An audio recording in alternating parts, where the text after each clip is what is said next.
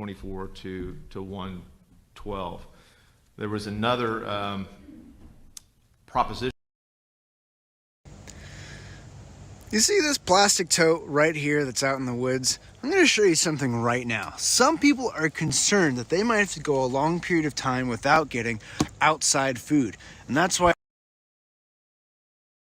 Proposition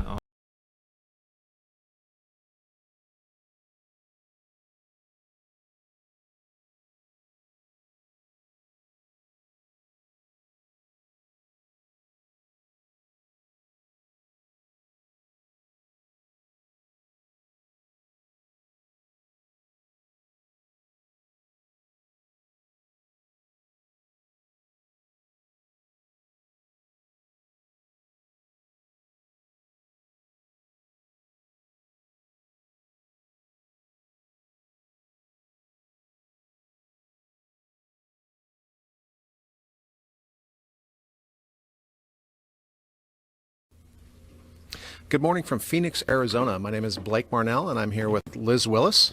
Hi, everyone. Good morning. And we're at the Hyatt Regency in Phoenix today for the election integrity hearings that are being put on here. You may have seen the earlier version of this that happened in Pennsylvania in Gettysburg. Going to be some new testimony here. It's not just going to be a rehash of what we heard in Pennsylvania. Maybe some of it will be similar, but there will also be much new information. Absolutely. And yeah, it's about time the FBI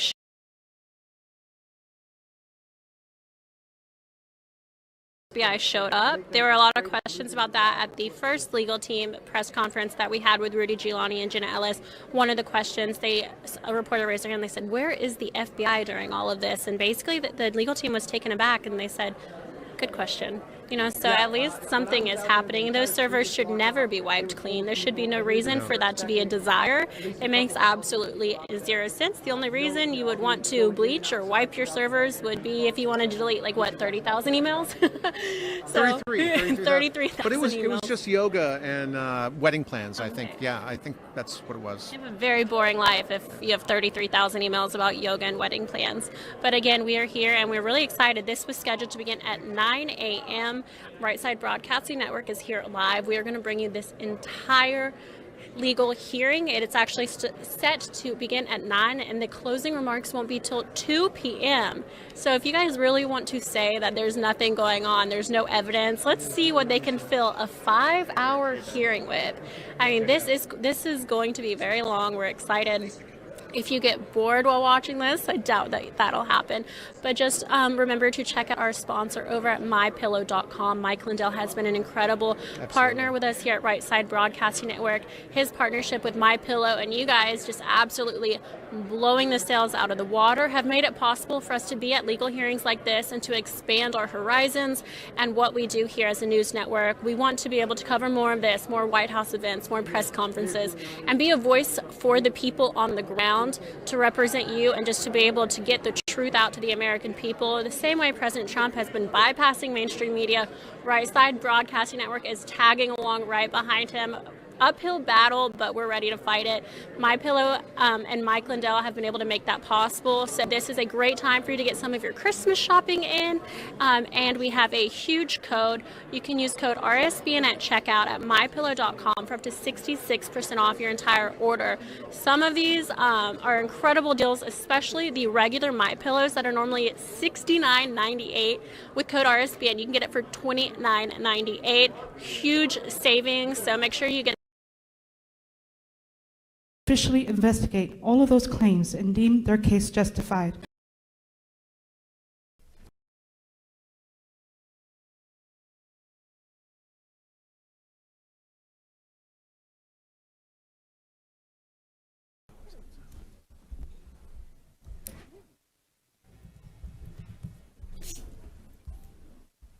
Okay, now that everybody has a seat, would you please stand for the invocation and the Pledge of Allegiance?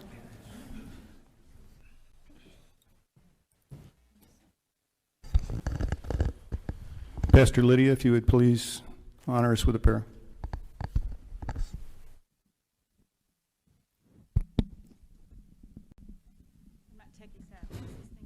And the microphone's not on. There we go. Let's bow our heads, please. Father, we just come before you in the name of the Lord Jesus. We ask you, Father, first of all, to forgive us for any sin concerning wrong motives, wrong intentions, or any place where we have not guarded our hearts. Lord, we thank you for the blood of Yeshua, and now the enemy has no legal authority over this hearing today. Therefore, we lift up Arizona to you, Heavenly Father, and we come boldly to the throne of grace that we might obtain mercy and find grace in help in time of need, Lord. We thank you for watching over these proceedings, protection and courage from the enemy and their attacks on those wanting to do the right thing. Jesus, we ask you, as our advocate, to hover over those presenting their case before the great cloud of witnesses. As they speak today, that you grant them heavenly wisdom to speak as one that has a tongue of a ready writer. As an officer of the courts of heaven, and on behalf of Arizona citizens, we know that you entrusted this land to us, especially those that govern over the land as lawmakers, and we pray for them daily to govern rightly. Father, today the people of Arizona will disclose evidence, facts, and witnesses who will present their testimony regarding Arizona elections and voting irregularities. We assemble and ask for your verdict to be done and that the will of the people of Arizona be favored in your sight, granting an outcome of a petition request for a call special session that will officially investigate all of those claims and deem their case justified because they have done right in your eyes. As the Arizona legislators make decisions today, Father, we ask you to give them wisdom and a heart of understanding to make decisions that would strengthen and prosper our nation. Your word says in 1 Peter 4:10, as every man that have received the gift, even so ministers the same to one another as good stewards of the manifold grace of God. We thank you, Lord, for blessing Arizona today. In today's hearing, the people of Arizona give praises to your name. For your will for the great people of this nation is for life, liberty, justice, and your peace for all nations. May all God's people say, Amen. Amen. Amen. Please join us in the Pledge of Allegiance. Gunny? Yes. Is on. Ladies and gentlemen, please face the flag of a country that has brought more prosperity to the world than mankind has ever known. I pledge allegiance to the flag of the United States of America and to the republic for which it stands, one nation under God, indivisible, with liberty and justice for all. Hoorah. Hoorah. Please have a seat. Ladies and gentlemen, the first thing I'd like to ask is that you silence your cell phones. There is ample news coverage, so we're going to ask that you set your phones down and listen to the evidence that's going to be presented. I'd first like to start with introductions of the panel. Representative Cook, if you would please start.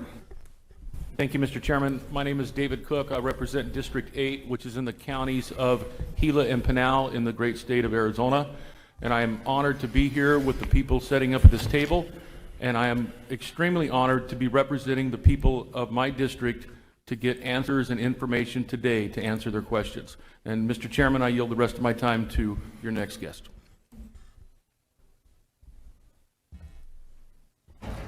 Thank you. I'm Senator-elect Kelly Townsend, and I represent the great district of District 16, which includes Pinal County and Maricopa County.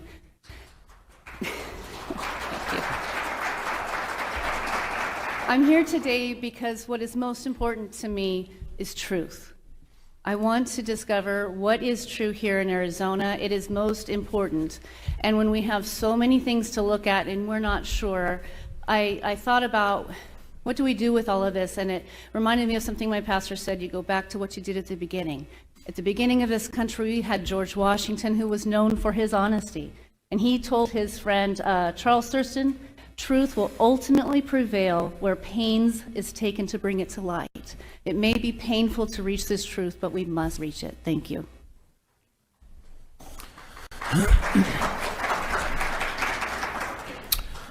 Thank you for having me here today. I am Brett Roberts, State Representative for Legislative District 11, which is Pinal County and Pima County, the city of Maricopa, Casa Grande, Arizona City, and several others. And I'm happy to be here today to provide take part in providing this forum to hear evidence and give answers that so many people are looking forward to hearing. And whether or not they are answers that you want to hear or they're answers that you don't want to hear. We need answers, and I'm happy to take part in this. Thank you very much. Good morning. I'm Senator-elect Nancy Bartow, and I am so pleased to be here on behalf of the incredible voters in District 15 who live in North Phoenix primarily, Scottsdale, Cave Creek, Glendale, all in Maricopa County. It is a true honor to be their voice today and to be here on their behalf to listen to the facts, the evidence, because there's a lack of confidence in our election system at this point in time, in 2020 in Arizona. We're told many times over and over again, ad nauseum, throughout election campaigns, that your vote counts. Get out and vote. Your vote counts. Does it? Arizonans want to know.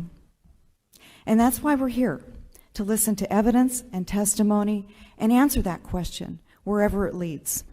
We need to restore confidence in our election system, and I look forward to being a participant on behalf of District 15 and all of Arizona to get this information out, hear the evidence, and make sure that we have elections that the people can be confident in for the future. Otherwise, they will not vote in the future. That would be a disaster. But that's where we are today. We have to hear the truth, hear the evidence, hear the testimony, and get to the bottom of the truth. Thank you very much.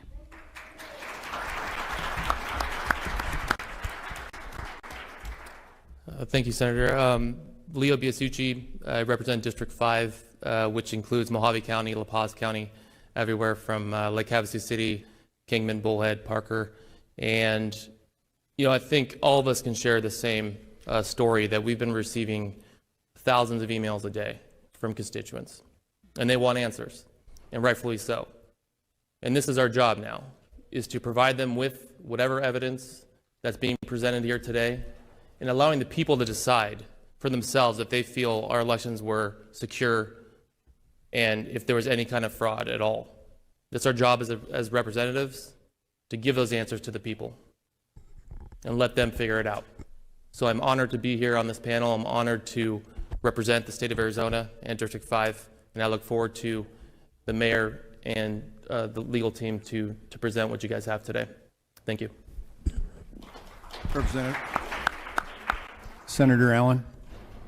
Thank you very much. I'm Sylvia Allen. I represent District 6, which is the rural heart of Arizona, the most beautiful part of the state, you guys. And I've been so honored to be able to represent this district. It's Navajo County, it's Gila County, it's Yavapai County, Coconino County, all the way to the south rim of the Grand Canyon. So I'm here representing 4 counties. And I have also received hundreds and hundreds of emails from citizens not only in my district but all across the state saying, please, Senator Allen, please listen to what is out there, the testimony that's out there, the different evidence that's being gathered. Please be sure that my vote counted. Please be sure that our elections are safe. And also, as I read the U.S. Constitution, and 10 times I've taken an oath as a political leader to uphold the Constitution of the United States and also our state constitution. What does that really mean? The legislature is the people's house. This is the people's part of government, and it's important that we protect our right to vote. And the legislature, under the Constitution, we're responsible to be sure that our electors that we send from the state to the Electoral College, that we have sent it when we've had an election that has been fair and correct and legal. So I'm very pleased to be here today, and thank you to everyone that's worked so hard to put this together. And I am hoping that what we learned today, we'll pay attention, you guys, and that we will go forward and we'll be sure that we can correct the problems that have taken place. Thank you.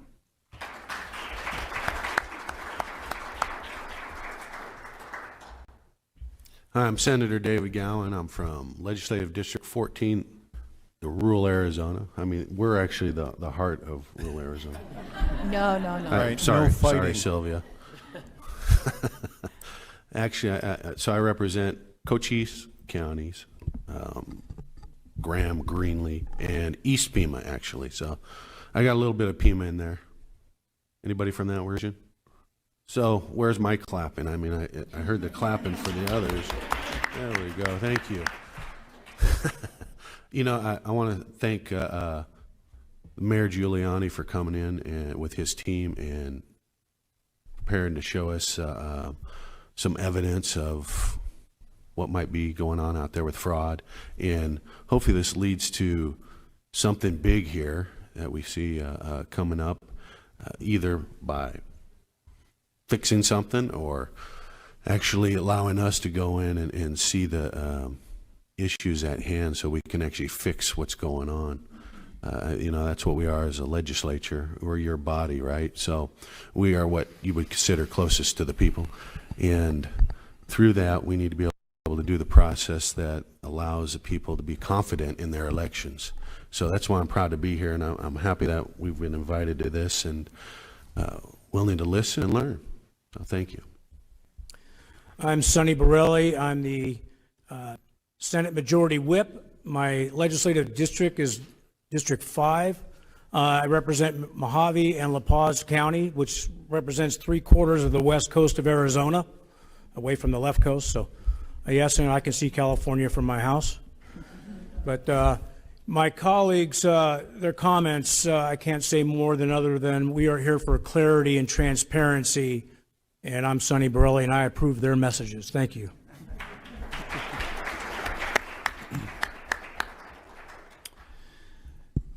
Facts are stubborn things. They're barriers for deceit to overcome. The purpose of this public hearing, an inquiry into the integrity of the election just passed, is to provide a forum where no others have been permitted for the President's litigation team to present the evidence and testimony that questions of integrity arise out of the 2020 election. We are caught between the desire to trust the process and the suspicion that it has failed the people of Arizona and potentially the people of our sister states. If there is voter disenfranchisement, we must identify its source and eradicate it as we would with any disease.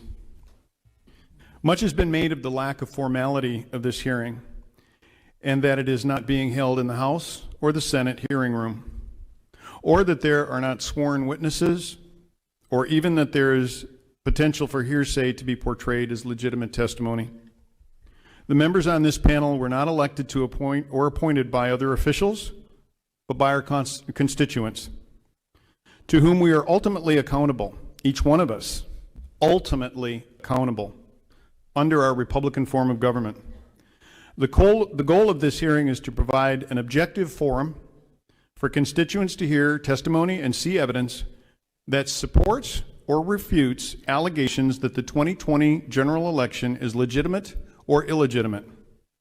After all, we still live under a form of government that is dependent upon the consent of the governed. Under Article 2, Section 1, quote, each state shall appoint in such manner as the legislature thereof may direct a number of electors equal to the number of senators and representatives to which the state may be entitled in Congress. And under Article 6, the Constitution, the laws of the United States, which shall be made in pursuance thereof, and all the treaties made, which shall be made under that authority of the United States, shall be the supreme law of the land.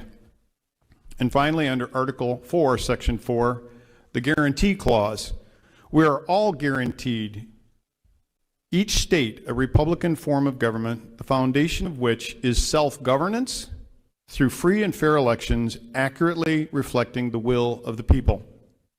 We are not here to do anything more than to receive facts as witnesses know them through testimony and evidence. We are not here to judge the people making the decisions that lead to the facts provided as evidence.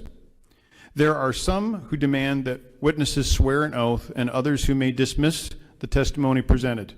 In the end, the people of the state of Arizona demand, and frankly, are entitled to know whether their trust has been violated and if they should seek redress for their grievances in the legislature or the courts.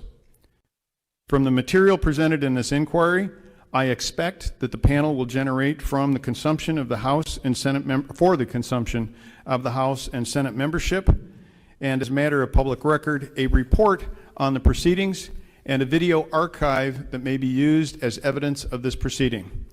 With that, Mayor Giuliani, please proceed. Representative Fincham, distinguished senators and representatives, thank you very much for giving us this opportunity to be heard. It's been difficult getting an opportunity to be heard. It shouldn't be.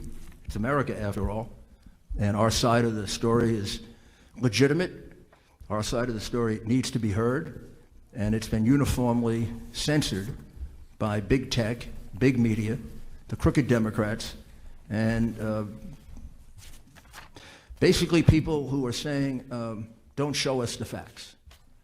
We've decided already that this is a free and fair election. It was done perfectly.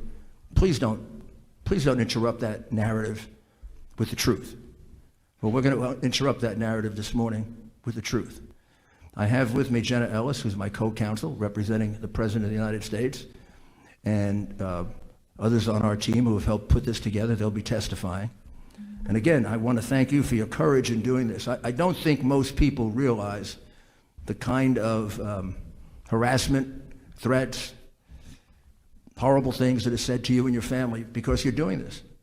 And again, I emphasize, we've let something really go wrong in this country when that happens.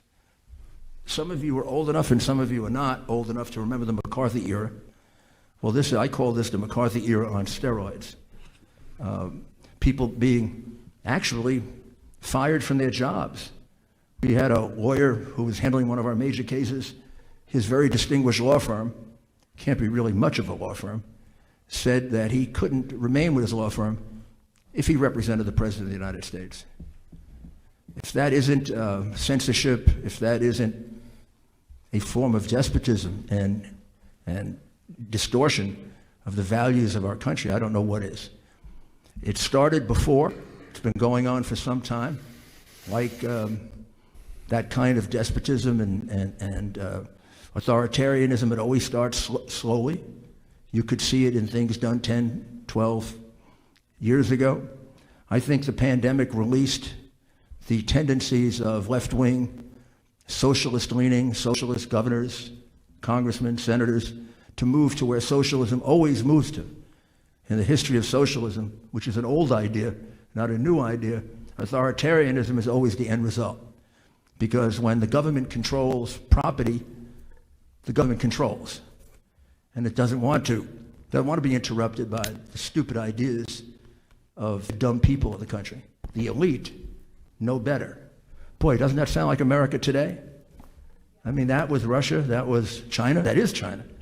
That was Poland, that was Bulgaria, that was East Berlin. Gosh, I thought we fought that and got rid of it. Never thought I'd see it in America. It's in America.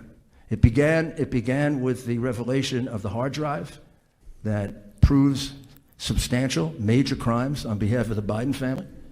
Censored, not allowed to be shown, not allowed on television, not allowed in the newspapers. Just, we don't want to see the facts, even though they may point out millions and millions of dollars going to a vice president from China, Russia, Ukraine, Romania. Oh, I can't remember all the places. Highly unusual for a vice president to become a multimillionaire while he's sitting in the office of vice president. But it happened, and he's the candidate of the Democratic Party right now. That was covered up. As soon as this election moved into the questionable stage, same practice was used. Cover it up, cover it up, cover it up. Big tech, big media, crooked Democratic leaders, big business that profits from the system the way it operates right now. Their desire is to make country not America first, but wherever America should be put so they can make a profit. We could be third, we could be fifth, we could be non-existent as long as they're making a profit. They have no sense of how important this country is to the, really, to the survival of the world as a decent place. There is no other country that puts its men and women's lives at risk to save other people, that country doesn't exist on earth. It's us. And if we destroy the essential nature of this country, the world's in for a terrible period of time. Well, specifically to this election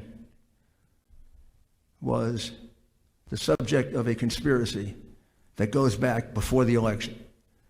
A conspiracy that was hatched by the crooked leaders of the Democratic Party. And let me say this to all Democrats. 99% of Democrats are just as honest, just as good, just as decent as Republicans. They may not be as correct on the policies, but we can forgive that. Some of my best friends and relatives are Democrats, and they're not correct on the policies. They believe the same thing about me. But they don't cheat, they don't steal votes, they don't sell public office. The very, very top of the Democratic Party has been corrupted badly since Clinton, and it's carrying itself through, and it hasn't been exercised. The head hasn't been cut off yet of that corruption. This conspiracy isn't limited to, but as you hear the testimony, I think you'll figure it out, just like the people in Pennsylvania, and later in the week, the people in Michigan. It centers around the mail-in ballots and the absentee ballots. We've been warned for 20 years that going to major mail-in ballots as a way of doing our elections will be fraught with tremendous fraud. They're very dangerous. It's almost impossible for even semi-crooked politicians to resist the temptation to use it for ballot stuffing. We were warned by President Jimmy Carter. We were warned by former Secretary of State Jim Baker in a report, very, very consequential report. They said we should never do it. And if we do it, it should be extremely limited to the real absentee situations like we have done in the past. We were warned by Justice Souter in the Supreme Court, warned by many, many experts, Republican and Democrat. Democrats used to be against mail-in ballots, like they were against everything else until President Trump was for it, which gives you a sense they're not thinking about the country. They're thinking about competitive advantage, getting their power back, serving their greed and for power and money. So when they saw the mail-in ballot situation, they said, wow, we could change an election in the past, like they did in Chicago in 1960 with Governor Mayor Daley, like they did in Florida or tried to do just last year in Florida by turning the votes in Broward and Palm Beach County, holding them back for 2 weeks and seeing if they could get enough absentee ballots made up. They couldn't get there. They couldn't get there because there were only like 300,000 or 400,000 absentee ballots. You can't expand it to 1 million. But when you have 2.5 million mail-in ballots, you can expand it to 3 million or 3.2 million. Or you can count it 4 or 5 times in the machine. There's plenty of room for cheating, which is why they slowed it down. So you're in it with other states.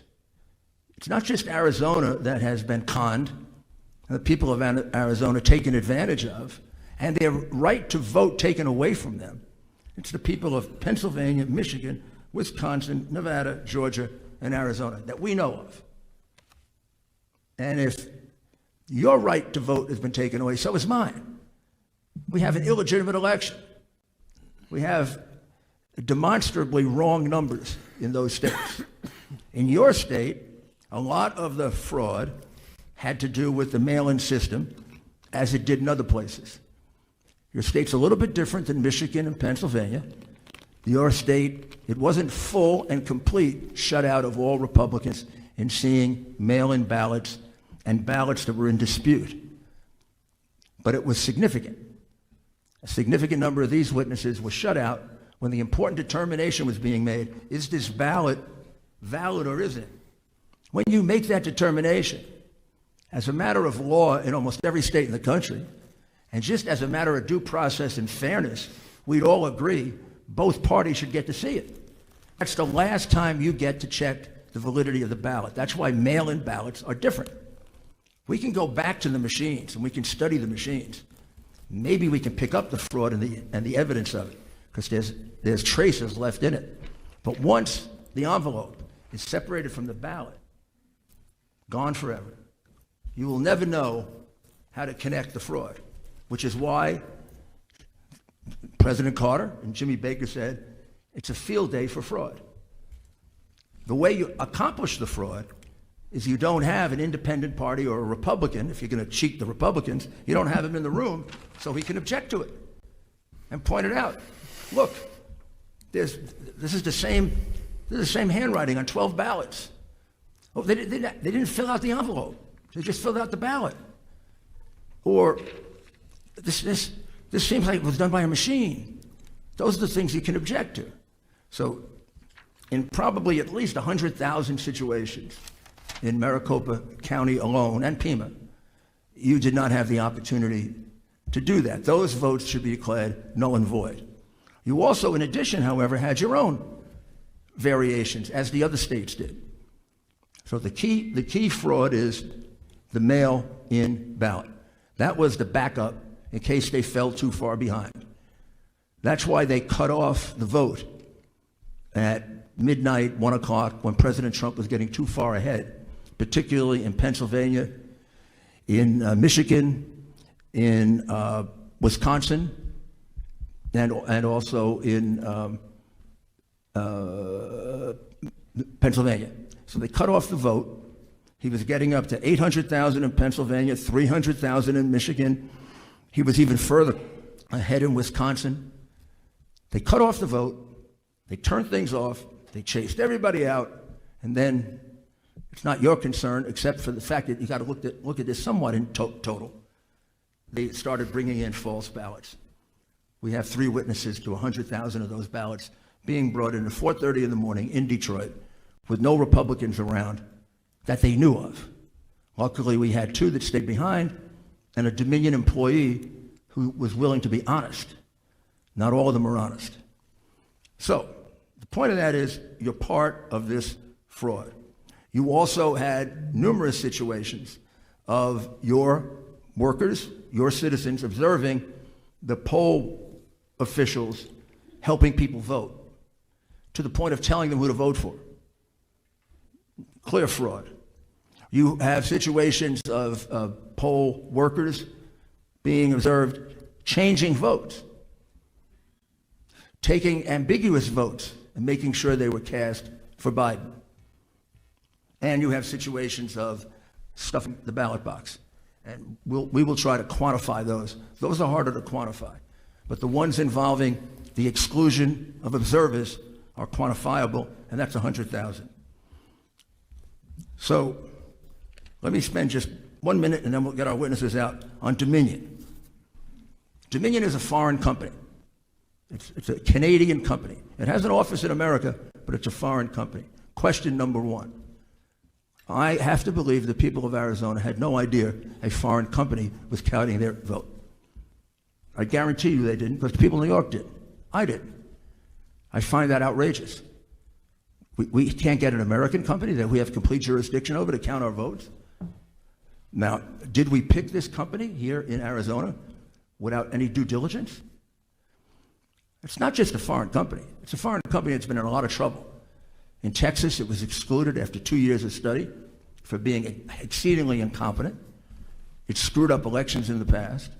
It's well known for having the most porous system of all the companies, meaning it's the easiest one to penetrate. They do little or nothing to protect against hacking. They even explain to some extent in their manual how to get into them, how to manipulate them. And then they have a history going back to the Smartmatic company that actually was formed for the purpose of fixing elections. I don't know who makes the choice in your state of who should be counting your votes, but I know that person either is exceedingly naive or much worse. If this wasn't known to the person making the choice, then you got to change the whole system. Finally, you don't have to wait to change your system. We don't have to endure a phony election and the biggest voter fraud in our history and end up with a tainted election and go down in history as a country that didn't have the courage to deal with it. Go down as the first group of Americans that didn't have the courage to stand up when their freedoms were being taken away. We'd be the first. When I see some of these leaders cower at the idea of doing what the Constitution gives them the power to do, I've become very discouraged about, can we really stand up to this invasion on our, what's been really an invasion on our freedom of religion, our freedom of speech, and now our right to a fair and honest count. That's all we want. I mean, the one thing you will come away with here is the vote as it presently exists is false. It's fraudulent. If they certify it, they are certifying a false statement to the United States of America. Gosh, when I was a prosecutor, that was a federal crime.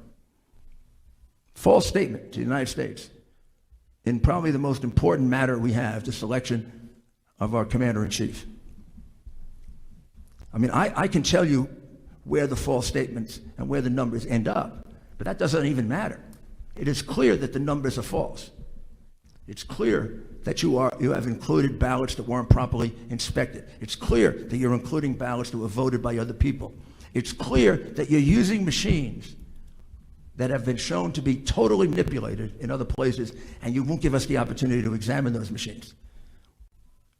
I think anybody who puts their name on that is getting very close to committing a crime. And I think anyone who stands by and lets it happen, maybe they're not committing a crime, but they've lost the sense of what it means that we have to fight to protect our values and our rights, because there are always people, both externally and internally, who want to take them away. And I'm going to ask you to fight. And I'm going to ask you to try to implore the other members of your legislature to stand up to this. Do not be bullied. Do not be frightened. Your political career is worth losing if you can save the right to vote in America. In fact, I may get you a...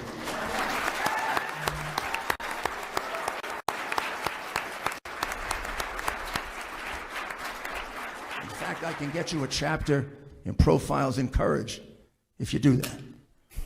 Because at times in our history, certain men and women have stepped forward and lost their political career to give us the rights that we have. It's very, very, very similar to losing your life on the battlefield. But that's really what's required right now.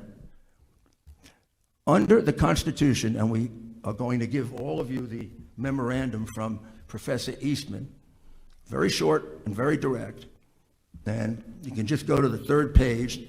It makes it very clear that under Article 2, Section 1, Clause 2 of the document that guides us, we're not guided by your governor. We're not guided by your Secretary of State. We're not guided by Joe Biden. We're not guided by the New York Times. And we're not guided by all those stations that call the election. You know what we're guided by? The Constitution of the United States.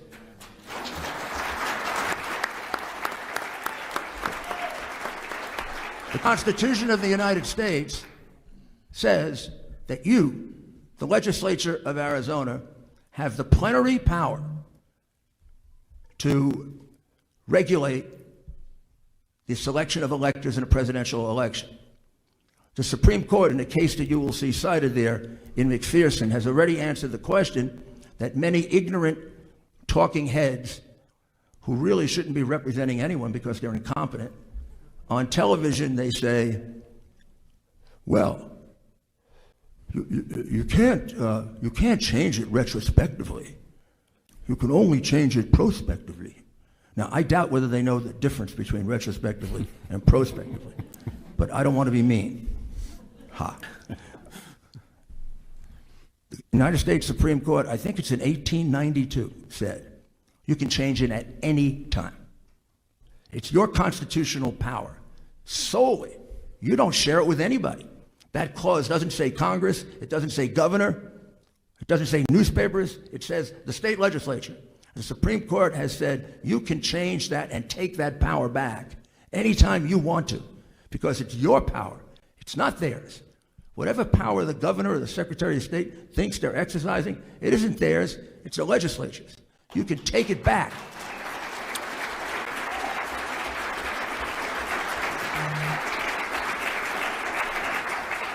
Already decided by the Supreme Court.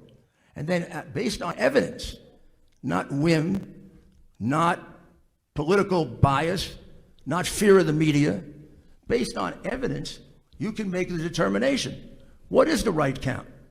Well, how can we get as close to the right count as possible? If we can, then have the courage to select that person to get the electors, because that person won the honest vote. And every dishonest vote disenfranchises the decent people who cast an honest vote. Have the courage to do that. In history, I swear to God, you will be heroes. To half this.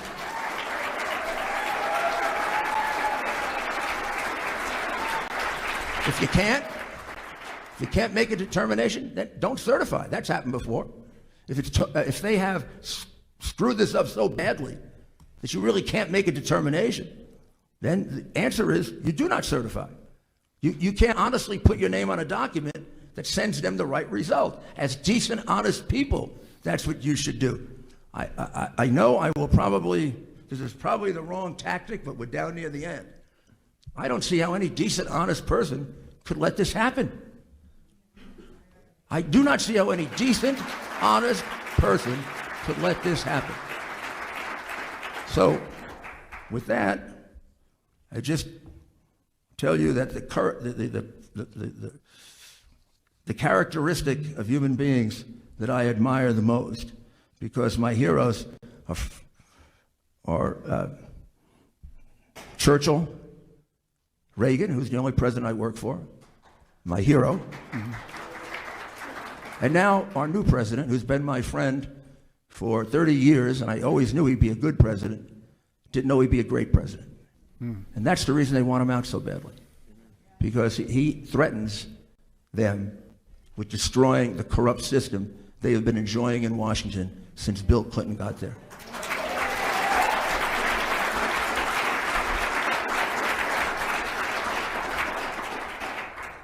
So, our first witness, Phil, are you ready?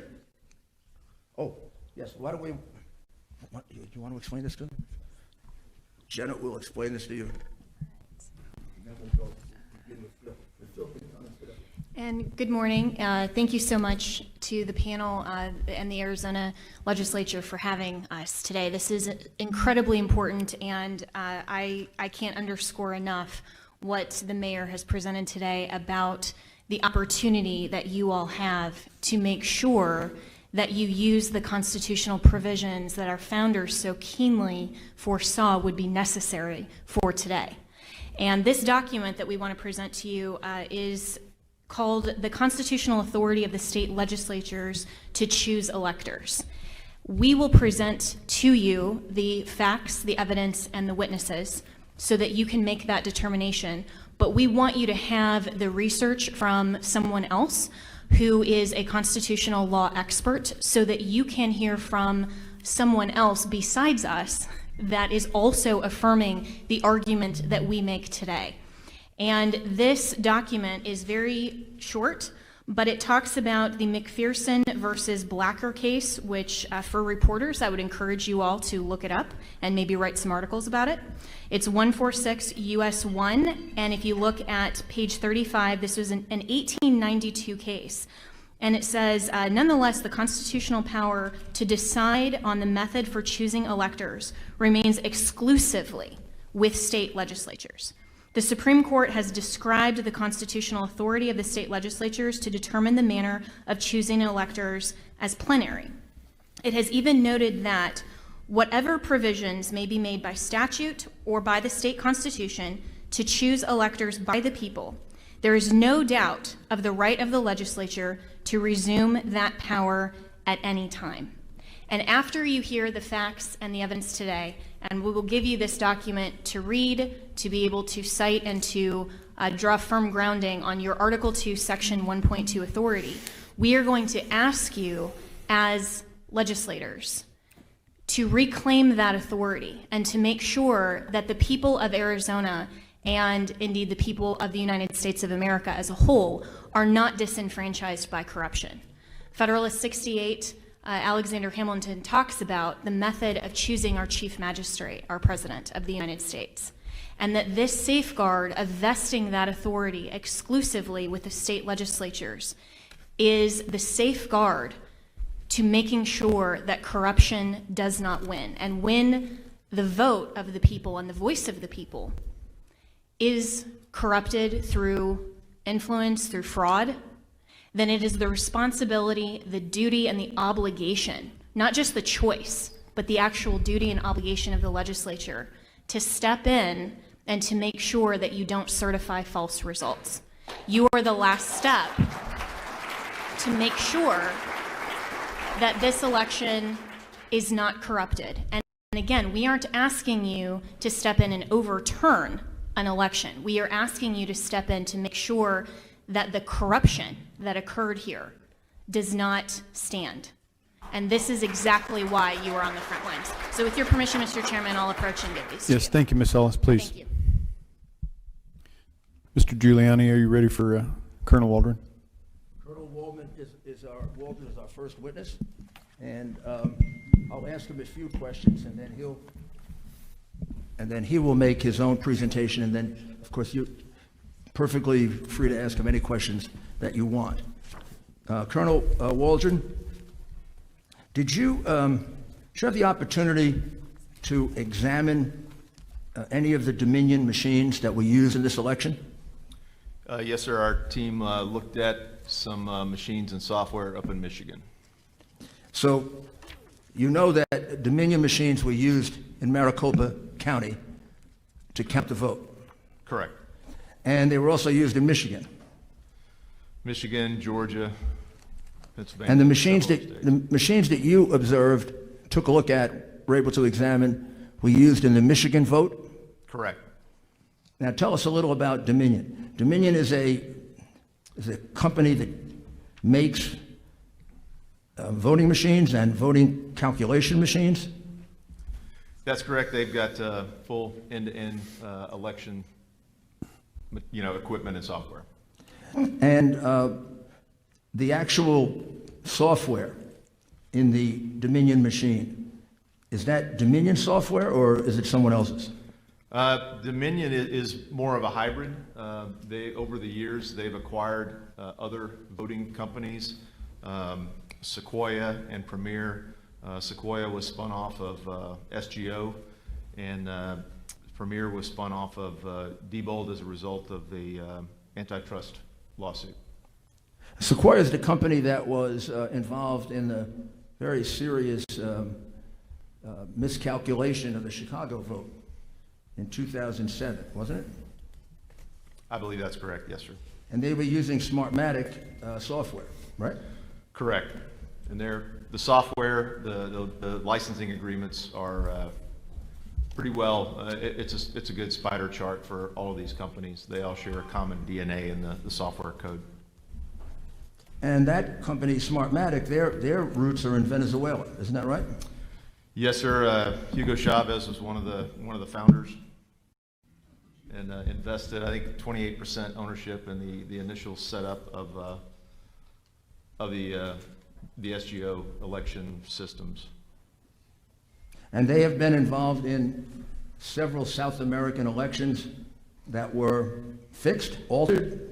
Argentina, Bolivia, Singapore, Venezuela, Italy, several. And just to simplify things, and we can make this available to you, and we have several witnesses that go back to that period of time who were involved in the vote fixing, who have looked at the vote pattern in Arizona and elsewhere and said that the pattern matches the way in which Dominion and Smartmatic, companies like that, fix votes. Isn't that right? Yes, sir. And well, let me ask you this other question. One of the former officials of the United States government, a gentleman named Chris Krebs, the former DHS official, shortly after the election, he made an announcement that many of these people refusing to take a look at any evidence are relying on. What did he say? Mr. Krebs was the director of CISA at DHS, and he basically said that this election was the most secure in history. The most what? Most secure in history. The most secure in history. And partially that was because the states do an excellent job of validating voter rolls, and that this equipment is not connected to the internet. That was in his. He said this equipment, which was largely Dominion and several others, is not connected to the internet. Is that correct? Yes, sir. Now, is Dominion on his council? Dominion was on Mr. Krebs' Election Security Advisory Council.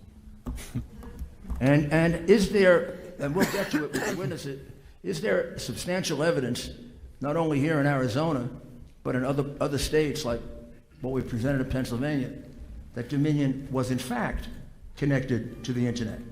Are you referring to information other than the user's manual? Well, let's go back to the user's manual. Tell them about the user's manual. The Dominion Suite user's manual is about 1.5 inches thick. My team went back to the user's manual and looked at all the instances where in the user's manual it tells operators to connect the Ethernet cords to the router, and it is the systems are connected to the internet. And then what evidence do you have that there actually was connection to the internet? Our teams looked at spider graphs of the Dominion network on election day and showed the increased web traffic, internet traffic on election day for Dominion servers. So on election day, Dominion was communicating by internet? Correct. Contrary to what Mr. Krebs said or thought? That is correct. And tell us now, how do they take us through how the vote can be modified, and then take us through what you saw in the machine in Michigan, where they did actually modify the vote? So my background in the military, started off my career as an air cavalry officer, flying helicopters, counter reconnaissance.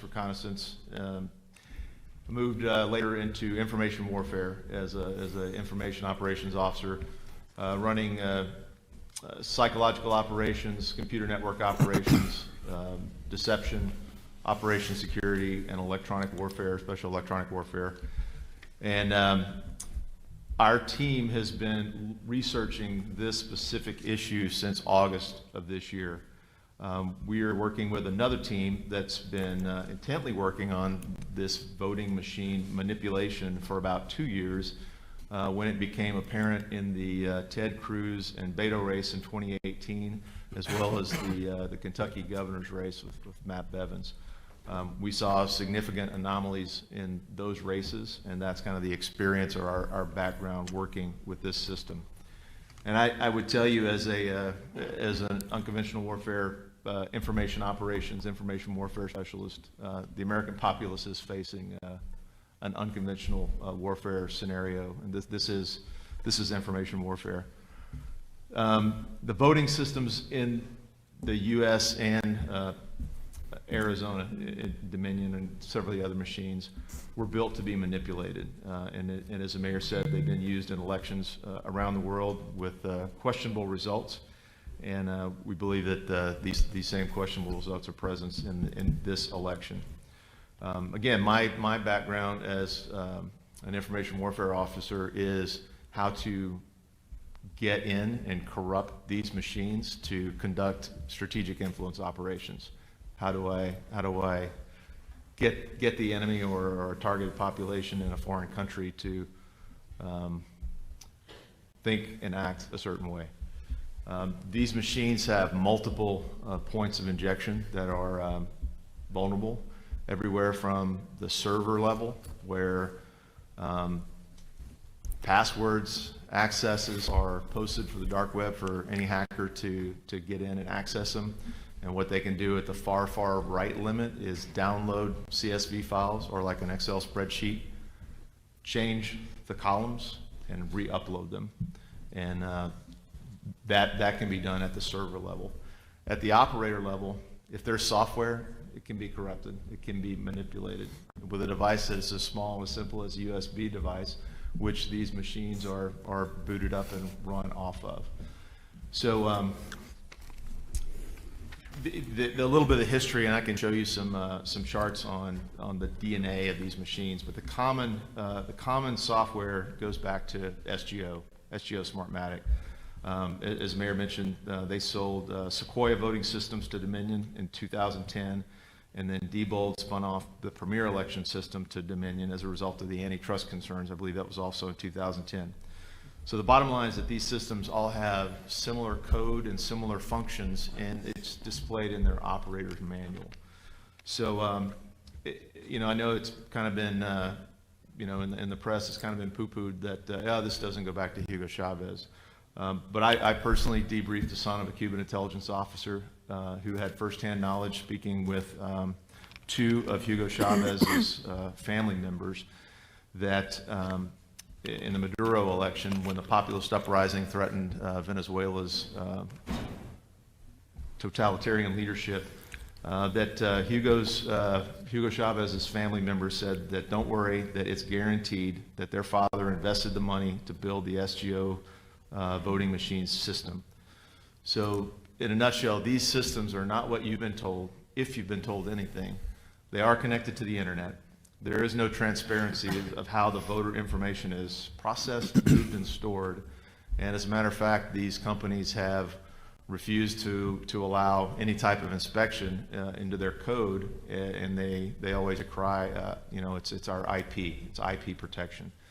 But with the declaration, I believe, with Jay Johnson, was our Secretary of Homeland Security.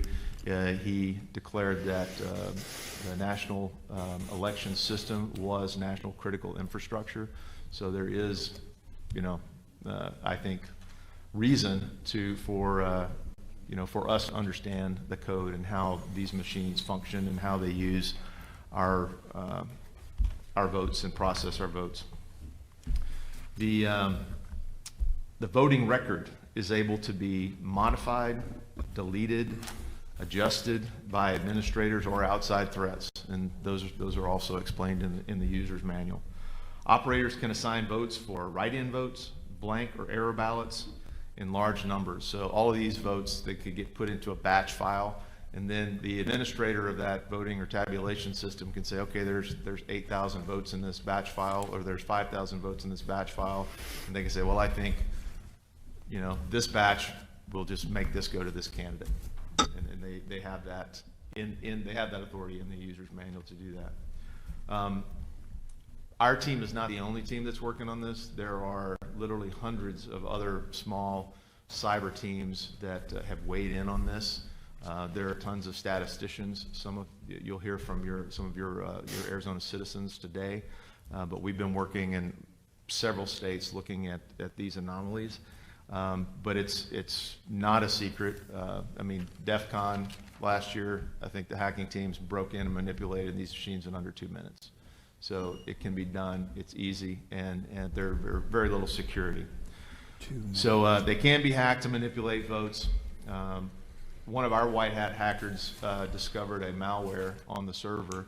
It's called the Q-Snatch, that basically records login credentials and passwords. So if someone in Philadelphia, or someone in Maricopa County, or someone in Antrim, Michigan logged in, that malware will grab their username and password. And so you can log in. If you got access to the backside of that malware, you can log in wherever you are in the world to Maricopa County to manipulate. So there's multiple Colonel, ways. Just interrupt you a second. Yes, sir. So we get the point of this clear. You actually examined one of the machines, and you were actually able to see very, very clear changes in vote in the machine, correct? Correct, in Michigan. And it was down ballot changes. How many? Correct.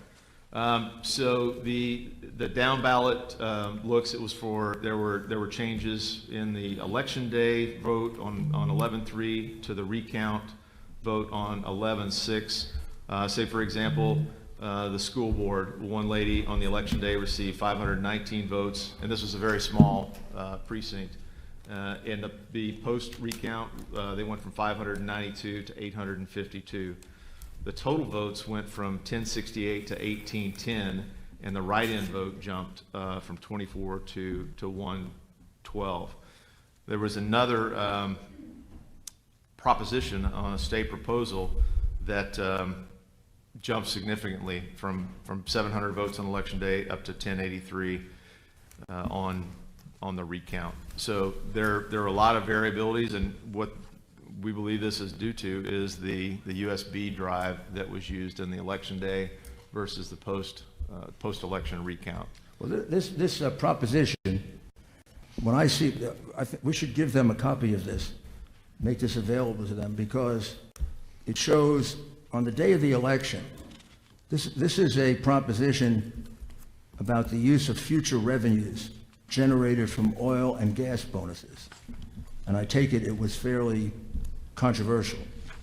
So the first vote was 774 for, 508 against. The second vote was 1083 for and 206 against. Quite a difference. Now, how did that difference come about? How do you accomplish that difference? How does the machine change from after the votes are cast? What does the machine remember other votes? So there's a card that stores the votes, and it's run against the algorithm that's put on the USB card into the actual machine and the tabulator, and that difference was basically the tabulation algorithm. Why, excuse me for my ignorance, but why would you put an algorithm in if you have a vote that's 774 to 508? That's why wouldn't you just look and see, was that the correct vote? Why do you put an algorithm in which is introducing an outside force to what should be an internal process? To shift things how you like them. When you look at moving these algorithms around through the different precincts, you can achieve quite a number of aggregate ballot shifts. So this is one instance and one recount and one small. So when they looked at the machine on election day, it was 774 to 508. When they looked at it again on the recount 3 days later, it was 1,083 to 206. Is that right? Correct. And that happens because of an algorithm, not because anybody changed their vote. The elections clerk did write an affidavit, and they basically said that we followed all the procedures on election day as well as a recount, and these were the results that the election clerk. We're also posted going on to the submit recount. this study. It's quite complicated. I fell asleep last night reading it and had dreams about internet surveillance and all kinds of things. I propose getting an expert to look it over, but it shows exactly what the colonel is saying, that these machines should not be voting machines because anybody can communicate. It's like having an open computer. Anybody can communicate with them and do whatever they want with it.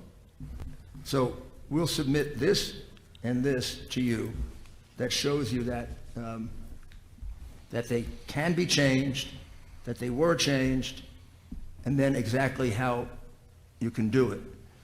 Now, we know we're not saying it about any of the machines in Maricopa County, but we haven't seen the machines in Maricopa County, nor have you. This evidence is being submitted to dispute the lies that Dominion and Smartmatic are putting out, which is their machines are perfect, their machines can't be tampered with, their machines are tamper-proof. The reality is their machines are just the opposite. They're completely vulnerable. Is that right, Colonel? And if you look up on the screen, that's exactly what, let me see if I can, do I need to put this at full screen, or is it a better view? I think you need to explain it. So this is a Spiderfoot reconnaissance tool that looked at DominionVoting.com network that was analyzed on November 3rd. And basically this shows vulnerabilities. It shows volumetric internet traffic, the raw data. It shows all of the web servers, physical coordinates, all the vulnerabilities that are associated with the server. But basically, it does show that this was connected to the internet on voting day, and the volume of traffic was significant, and the vulnerabilities there are plenty of vulnerabilities that hackers could penetrate the system. Can you tell if some of those communications went outside the United States? We did observe packet traffic that were going from the U.S. Now, we don't know if it was specifically Dominion traffic going, but to a server in Frankfurt. In Frankfurt, Germany. Excuse me, Mr. Mayor. And who has it? Could Colonel Waldron, could you just take a moment and explain packet traffic? Because there's probably a lot of folks who are not sure what that is. So it's bits of information that are sent over the internet from internet protocol from one point to another. Thank you. Yeah. What's in Frankfurt, Germany that would be of interest? Well, we looked prior to the election. One of our white hat hackers, and found that there was traffic in a Seidel server. Seidel is one of the companies, and I can show you we mentioned before the interconnectedness.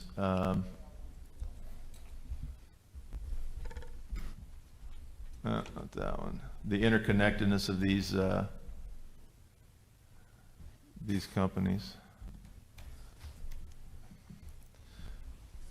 So this is sort of a historical link to all the voting companies, and we got Smartmatic in the middle. It's a licensor to Dominion Voting Systems. Seidel runs election night reporting through SOE software and Clarity Elections over here. And Clarity Elections is if you click up on a lot of the county and Secretary of State voting systems, it'll pop up as property of Clarity Elections. So it doesn't really belong to the counties. It doesn't really belong to you. It really belongs to Clarity Elections. I mean, just to make it simple, a Dominion machine that I go in and vote, it is susceptible to easily having that vote changed from the outside, or by them in particular. By an authorized user or an unauthorized user. By an authorized or unauthorized user? Correct. As well? A hacker. A hacker. So my vote is only as good as the integrity of Dominion and all the hackers that exist that can get into the Dominion machine.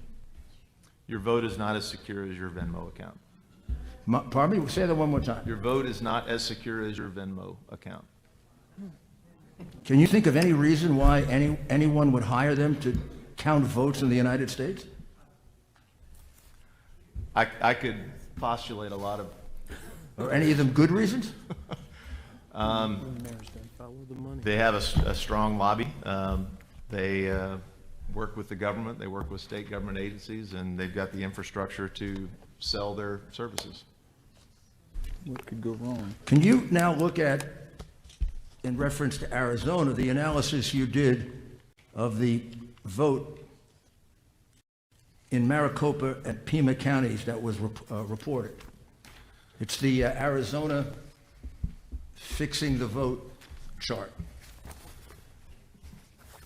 So we noticed a difference in Arizona versus the other states. Our team mostly focused on what we call spike analysis, which were an electronic inject of a lot of votes, and where the number of votes that were injected in a specific time period exceeded the ability of the scanners to process ballots and upload. So basically, it's a signal of a potential anomaly where we would want to go in and do forensic analysis on the ballots that were processed in those batches to analyze. The way that these systems work is that you can run votes in, run votes in, run votes in, and if you get write-in ballots or error ballots, it just accumulates them into a batch file. And there may be, 2,000, 3,000, 4,000, 5,000 votes in this batch file, and then the administrator or the tabulator can just go, okay, I'm ready to process batch file, bloop, and they send it, and then it records those votes. In the user's manual, there's ways that it shows that the administrator can vote that batch, in a 80%, 20%, 100%, however the administrator chooses, and that basically is a tool to allow them to move votes through the system faster. So Arizona was a little bit different. It had a pretty strong rise right up at the front, the first part of voting day, whereas the other states, and I can show you those, have a gradual increase in votes. And this may have been due to the fact that Arizona allowed early counting and tabulation, so those batch files could have been dropped in right away. But this injection spike at 8:06:40 p.m., and this is adjusted from Zulu time, so this is 143,100 votes that were injected. That was in excess of what the machines could have processed. The real reason that we believe that this spike was a little bit of an anomaly, and should I show the email that was sent to the Arizona legislature? You have the floor, sir. Second. Yes.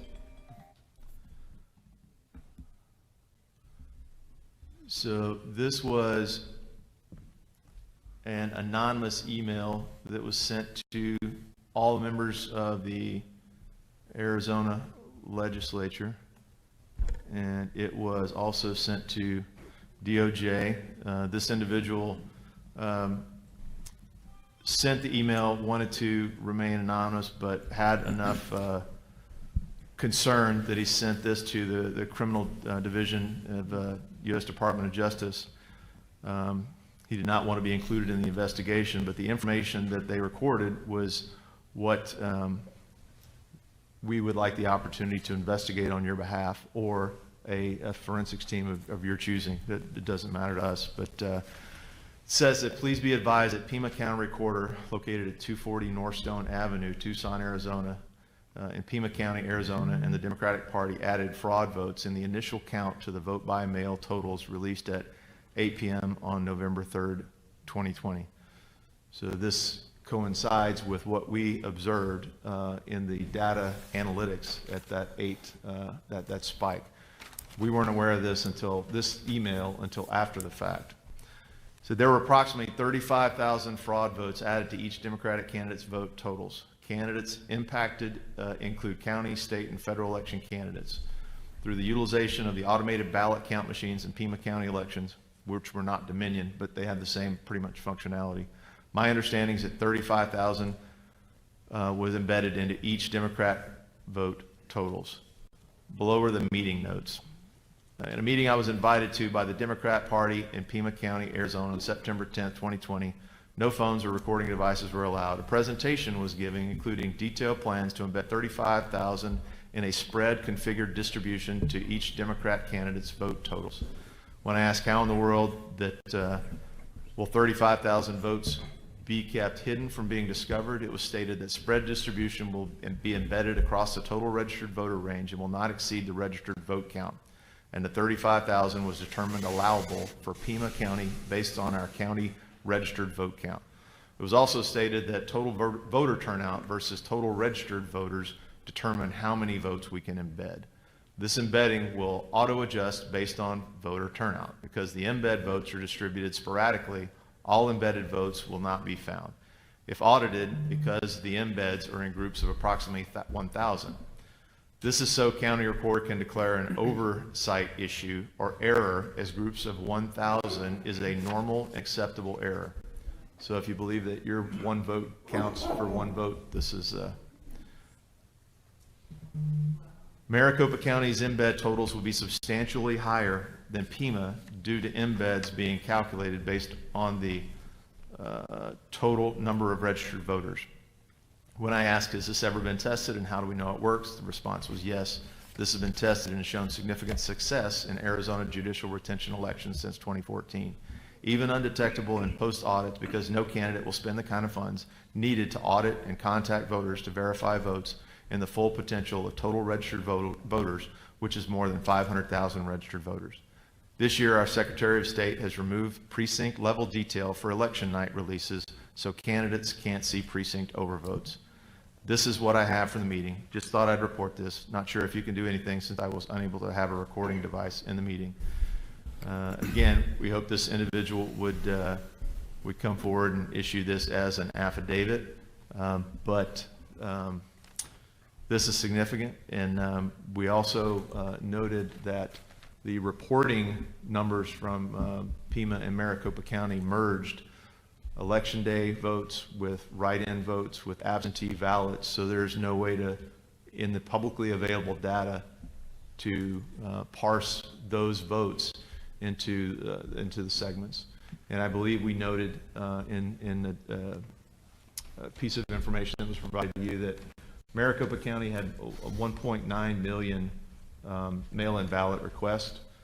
So, and those, there was a Maricopa County official on videotape that did say that they did not validate the signatures on the write-in ballots this year.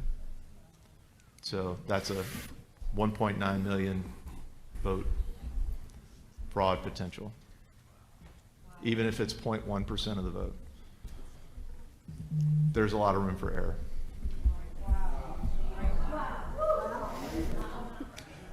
Could we just review that quickly for 1 second so we get it right? Ladies and gentlemen, please, I know that you're passionate about this, but there are a lot of people in this world that want to hear this, and if we can't hear the witnesses over remarks, that deprives people of hearing the truth.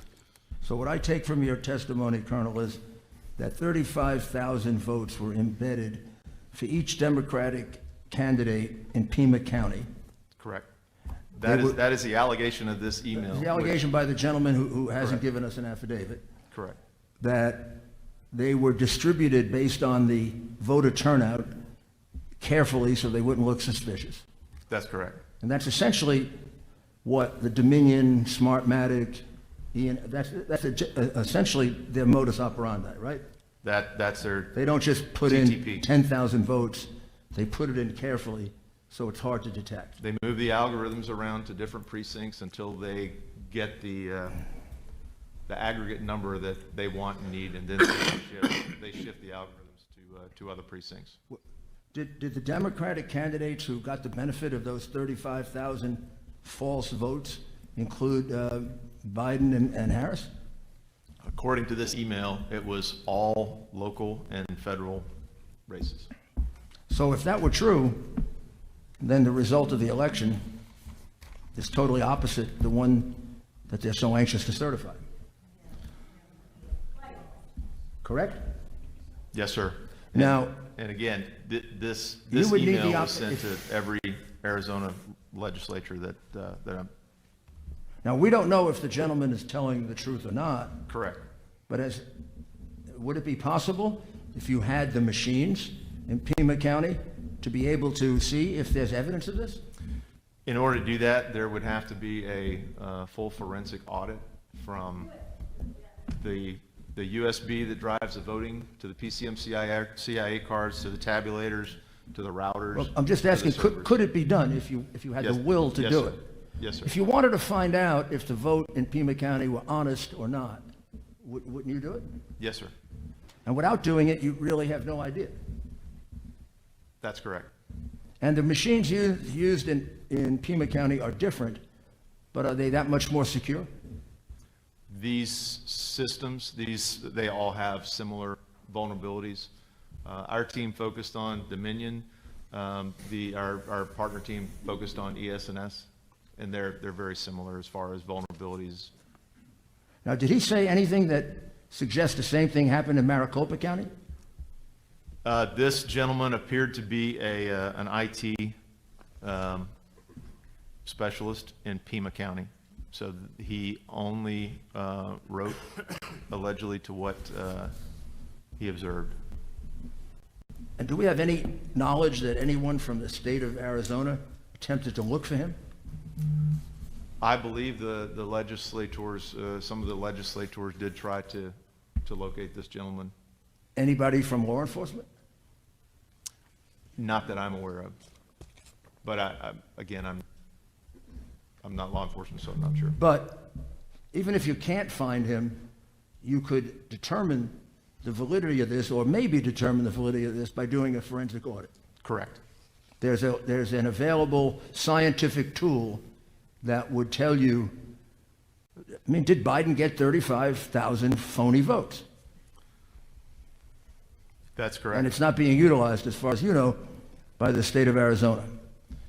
Pima County, I believe the total vote total was less than a million in Pima County. So it would be possible and feasible to do a full audit, a ballot audit. And I also was informed that your state, through the Counterterrorism Information Center and the DPS here in Arizona, do have the capability to analyze and validate ballots for ink consistency. So if there were mass-produced ballots in Maricopa County that were stuffed, your DPS, I've been informed, has the capability to analyze those ballots for paper consistency and ink consistency. So if there were mass-produced ballots, you could determine that on your own. Excuse me, Colonel Waldron. So I think what you're saying, and I'm going to kind of repeat this back to you, these might be pre-printed ballots to simply move through the system. Is that what you're suggesting? There are indications, we have affidavits from Pennsylvania that there were ballots that were pre-positioned in a bobtail trailer, a tractor trailer truck. Okay. And that these ballots were, the thought was that this was a cache that they could go and grab the amount of ballots they needed and take them to the specific tabulation centers. And that's an affidavit that's from our Pennsylvania work. Colonel, TTP is standard. so repeat one more time the piece of information that I think people were shocked about, because it is hard to believe. Did you say that a Pima County official said that they didn't validate any of the mail-in votes? That was Maricopa County. Maricopa? They didn't validate the signature. They didn't validate the signatures on the mail-in ballots. And that's 1.9 million. Correct. And do we know who that is?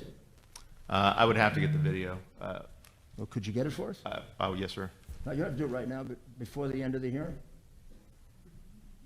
That would render every one of the 1.9 million votes absolutely never checked for fraud, deceit, mistake. And if they're mail-in votes, that can't be done now. They've been separated from the envelope. Correct. That would indicate.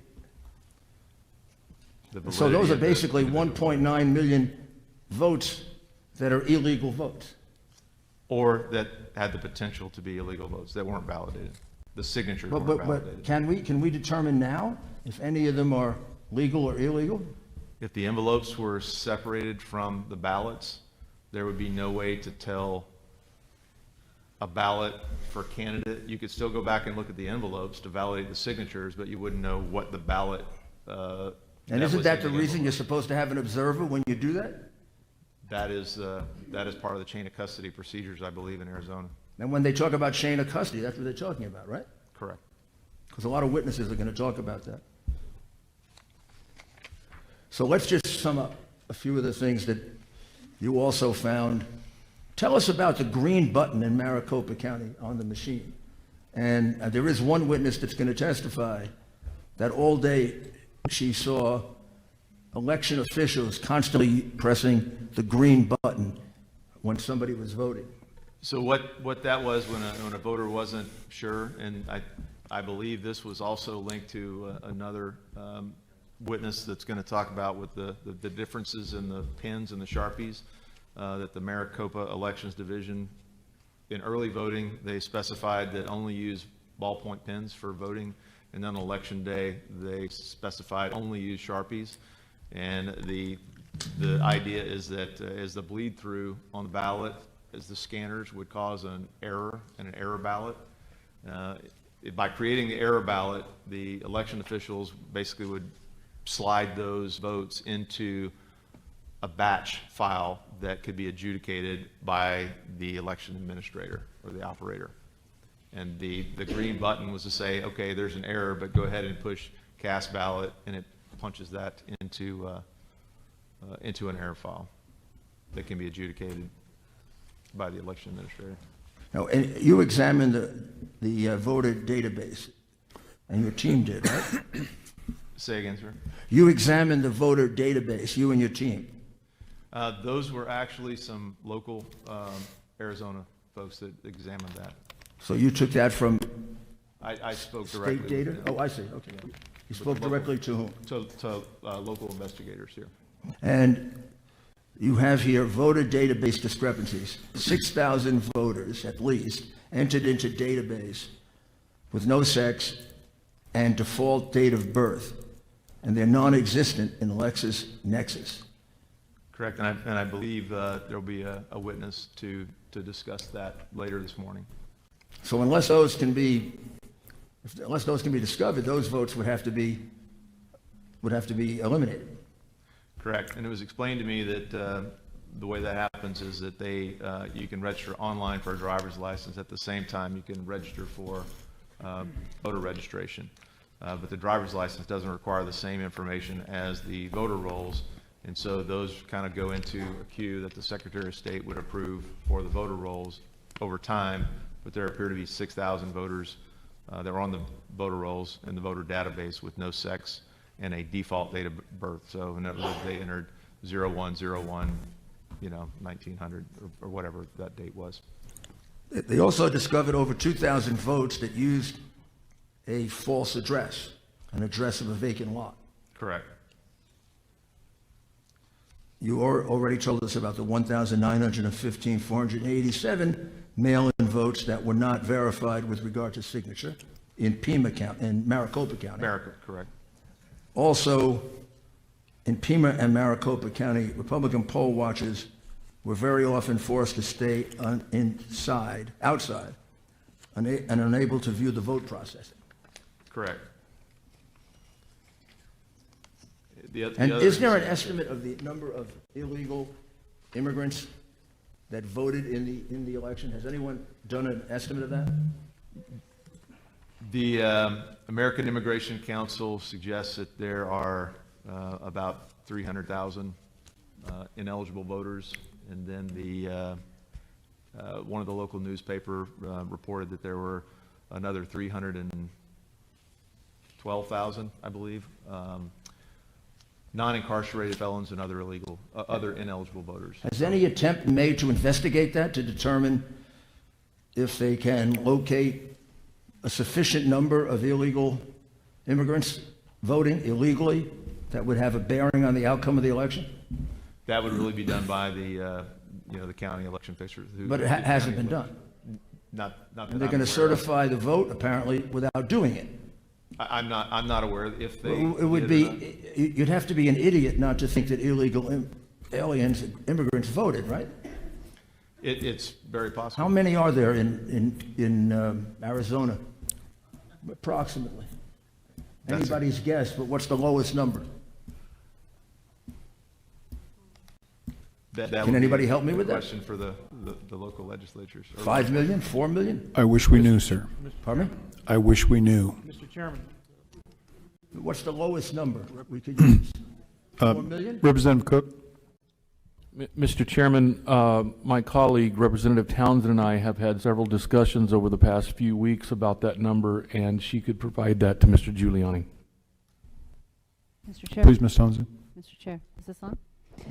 Thank you. And Mr. Giuliani, Mayor Giuliani, I can't tell you how many people are in this state that are potentially can vote illegally as an illegal alien, but I can tell you that there is a way for them to vote under the federal only voter program, meaning that someone here illegally or a fake name, anybody that can put together a voter registration card with a fake name, or if they're not eligible to vote and are not in the MVD system here in Arizona, when they register to vote, if they're not found in the MVD system, the DMV system, they're not there, then they're contacted to see, do you have a birth certificate? Do you have anything to prove your citizenship?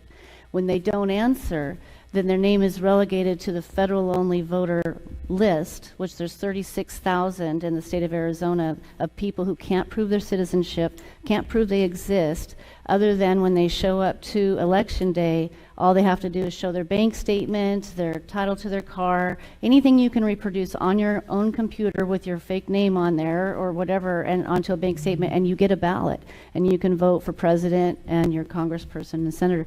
So up to 36,000 plus people in Arizona could potentially vote, and I do have the numbers of who has voted in Maricopa County is 4,100 of the true federal only, and another 4,000 that are supposedly out of state.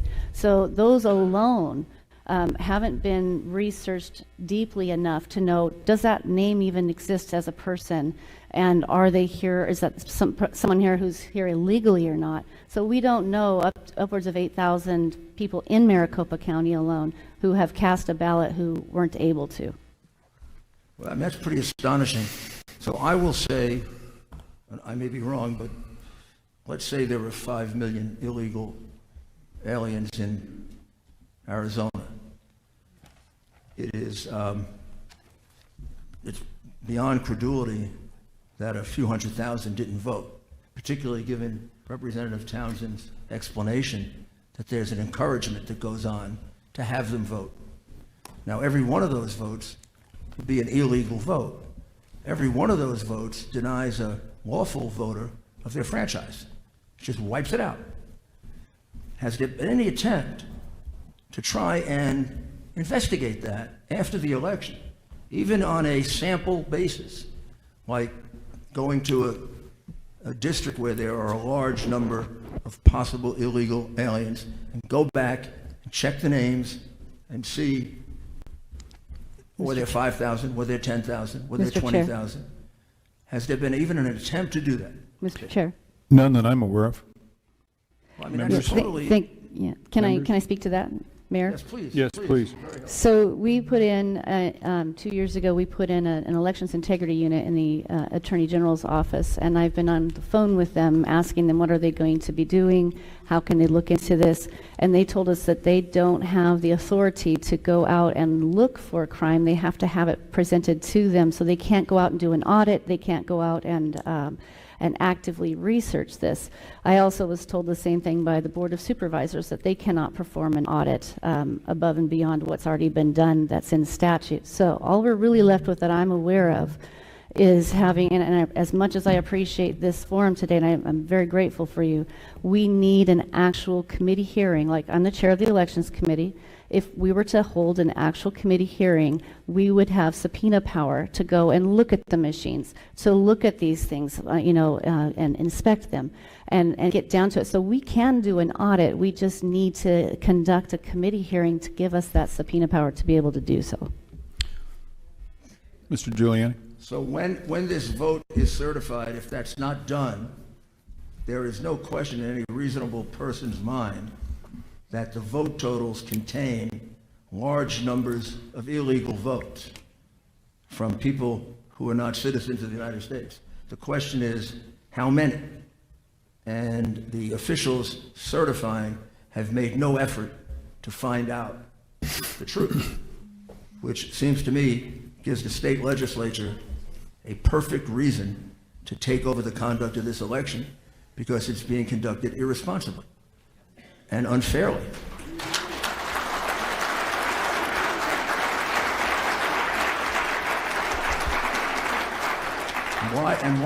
Why doesn't your state legislature exercise its responsibility under the Constitution? First step. What's wrong with it? Mr. Giuliani, that is the essential question that we are here to ask. Good. So now, anything else? Colonel, you did a great job. He's available for any more questions. If you are done, all day. if you are done, Mr. Giuliani, we do have a number of questions from the panel members for you, sir. Good. Yes, sir. All right. The first thing I'd like to ask is, you spoke on system capability, and I know that much has been made of the excoriation of the state of Texas on the Dominion equipment, software, and all that. Can you provide just a very short comment on why they said, not only are we not recommending this, we're prohibiting the use of this equipment in our state? In a nutshell, vulnerabilities that were issued, not addressed, and not fixed. There were too many system vulnerabilities. Okay. And you also referenced a comment about DHS. And I'm struggling with, why did DHS say security for this election was the best it had ever been? Do you have any insight into that? In my experience in life, there's generally two factors for individual. I mean, it's either competence or commitment. So they were either incompetent or not committed to learning the truth at the senior leader level, not Okay. at the operator level. And does DHS know about the information that you've shared with us or that you're sharing with us in the process of this? Have you shared that with them specifically? And much more. So beyond what you're saying here, you've gone into much greater depth. Yeah, we have relationships with our local DHS personnel in Texas, in both the intelligence divisions and CISA. When I started working on this project in August, I called them up, said, "You guys have got to come out and look at it." They did. They spent an initial 3 hours going through this data. At the end of that, one of them said, "I think I need to go outside and throw up." Okay, besides that, did they do anything about it? They had multiple follow-ups. They drove up to our Dallas counterpart team, received over 600 gigabytes of data that had been accumulated over time. Our team provided them over 200 gigabytes of confirmatory data, and they analyzed that. After they analyzed, there was a passive scan done. They conducted a limited scan and determined that there were vulnerabilities. They held numerous meetings with their folks, the CISA cyber side, and the INA, which is the Intelligence Assessment Division. And I'm sorry, CISA, could you let the folks who are watching know what CISA is? CISA is the agency in DHS that's responsible for cyber and infrastructure. Okay. Members, any other questions? Representative Biasucci. Thank you. One note that might be important. Members of the elections division of CISA, I was told would never attend the meetings or the briefings that were conducted internal to DHS on the material that we had presented. And I'm sorry, who is that did not participate? The election security division inside of DHS. Okay, thank you. Representative Biasucci. Thank you, Mr. Chairman, and thank you, Colonel. I just wanted to make sure I have this correct. So when we're talking about, it was Mr. Krebs? Is that correct? Correct. Okay. He stated the most secure election in history. He stated we're not connected to the internet. He stated no votes leave this country. This is all things he's stated publicly. So are you, on the CISA website, correct? Right. So are you willing to say under oath that you have seen the connection to the internet? You have seen it go offshore to Germany, Frankfurt. Are these things that you have personally seen and can say that is not true? Our white hat hackers, yes, they have that traffic in the packets. So why would he make that kind of comment, do you think? Either not knowing, believing the myth, or not wanting the truth to be known. Thank you. Senator Borelli. Yes, thank you, Mr. Chairman. Good morning, Colonel. I got a couple questions on the Board of Supervisors. During one of their hearings, had said that the text for this equipment, that's, by the way, the county doesn't own this equipment. It's leased by Dominion and Smartmatic. But is it irregular? Is it SOP for the tech reps to be there during the election process? Yeah, and that's been something we observed in Michigan and Pennsylvania, whether they're full-time Dominion employees or contractors. There are Dominion employees that are there to run the equipment.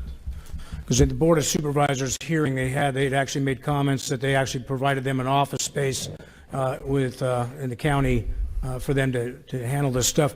My question is, a couple weeks ago they did a test just to show that how the system was secure. So they did it before and mid and then after tests, so everybody could see that the Board of Supervisors and the county elections that see this cannot. So what you're hearing is false. Obviously, or is it during that test? Can they find the anomalies in there during that basically what I always call a dog and pony show? Would that show up in one of these tests? In a forensics examination? No, just see, come here and look at this is how we certify the machines, calibrate the machine, whatever, zero it out, this and that. Obviously, these anomalies would not be showing up during that moment, correct? Correct, and it's our understanding that Dominion had a software update, at least in a couple states. I'm not sure about Maricopa County, but like the day before the election. Representative Bartow, any questions? I did have one question. Thank you, Colonel. Excellent information. You described web traffic increase during the election as opposed to how do you measure the increase? Are you talking just on the Dominion server network? Yes. They just look at volume of data that's moving through the pipes. And I'm not our hacker team they're the experts. I just kind of the big picture know how to answer, but they do measure volume traffic. Matter of fact, on the Frankfurt server on election day, there was a German cybersecurity professor that was noting that the increase in traffic was, and he related it back to COVID and said, we haven't even hit our indoors winter season yet, and we've hit the highest traffic. And he specifically noted that one of the reasons was the American elections. Was it an exponential increase? I don't think it's been exponential, but I think it went from 7 point something terabytes a second to 10 terabytes. So it went to a lot of, a pretty big increase, not an exponential though. Okay, to my unqualified mind, I don't know exactly what that means, but it sounds big. The volume jumped up pretty significantly on November 3rd and 4th to that particular server in the pipes. Thank you. Yes, ma'am. So, Colonel Waldron, so essentially about 33, 34, 35% increase? I would have to go back and look at the numbers, but I mean, from 7 to 10? Ballpark. Yeah, that's big. I can't remember the Yeah, exact all right, very good. Senator Gowan, you have any questions? Yeah, thank you, Mr. Chair. Colonel, you talking about the SGO system, and that was, you said Hugo Chavez, he was partial owner in that. Now, that's the beginning of Dominion? SGO was a separate company, but Dominion acquired Sequoia Systems that was spun off of SGO. And they also acquired Premier, which was spun off of Diebold, but they all have the common core of the common code really goes back to SGO. And that one org chart that I put up there kind of showed the licensing agreements that go back and forth between SGO and Dominion. So it's the licensing for the software and the code. So it still stems from the SGO system? That's correct. So, and then you're stating Dominion owns the data. So does that mean when they see the vote count that they own that, not the counties, the state? They process it, they retain it. It's in their backup servers. So they have the votes themselves as well when that's supposed to be property of the state. They've got the data. They've got the voter data, voter registrations. And then you said Dominion sits on the board of Mr. Krabs, is that right? That was on the CISA website. When you say the board, what is the board? It was their Election Security Advisory Council. Oh, okay. Thank you, sir. Thank you, Mr. Chair. Let's see. Representative Roberts, you're next. Thank you, Mr. Chair. Colonel Walton, earlier you were talking about the methods via internet and internal methods as far as, I think you used the term, I forgot exactly how you said it. There was basically methods from the internet and then also internally that there could be manipulation of votes. So my question is do you have any knowledge of were the machines in Arizona connected to the internet at any point in time? And if not, or if so, are there logs internally in these machines that if we were to be able to subpoena these machines and demand them so they could be examined, could we see all of those changes that were made? So when you watch CBS, CNN, any of the mainstream media where they've got the live vote updates, that data is passed live. I mean, it's as the votes are updated. So it's, you know, nobody's getting in a plane and flying the hard drive to New York. I mean, it's uploaded and it's connected. So it is connected to the internet, and whether it's locally, I mean, they can move votes with the cards, the voter cards. Those can be preloaded in laptops with the software that could be interdicted and upload fake votes, as in the allegation from Pima County, you know, in batches of 1,000. They can scan blank ballots, and then the administrator can allocate that batch of blank ballots to one candidate or another, either in 100% or any percentages that they allocate in the, you know, according to the user's manual.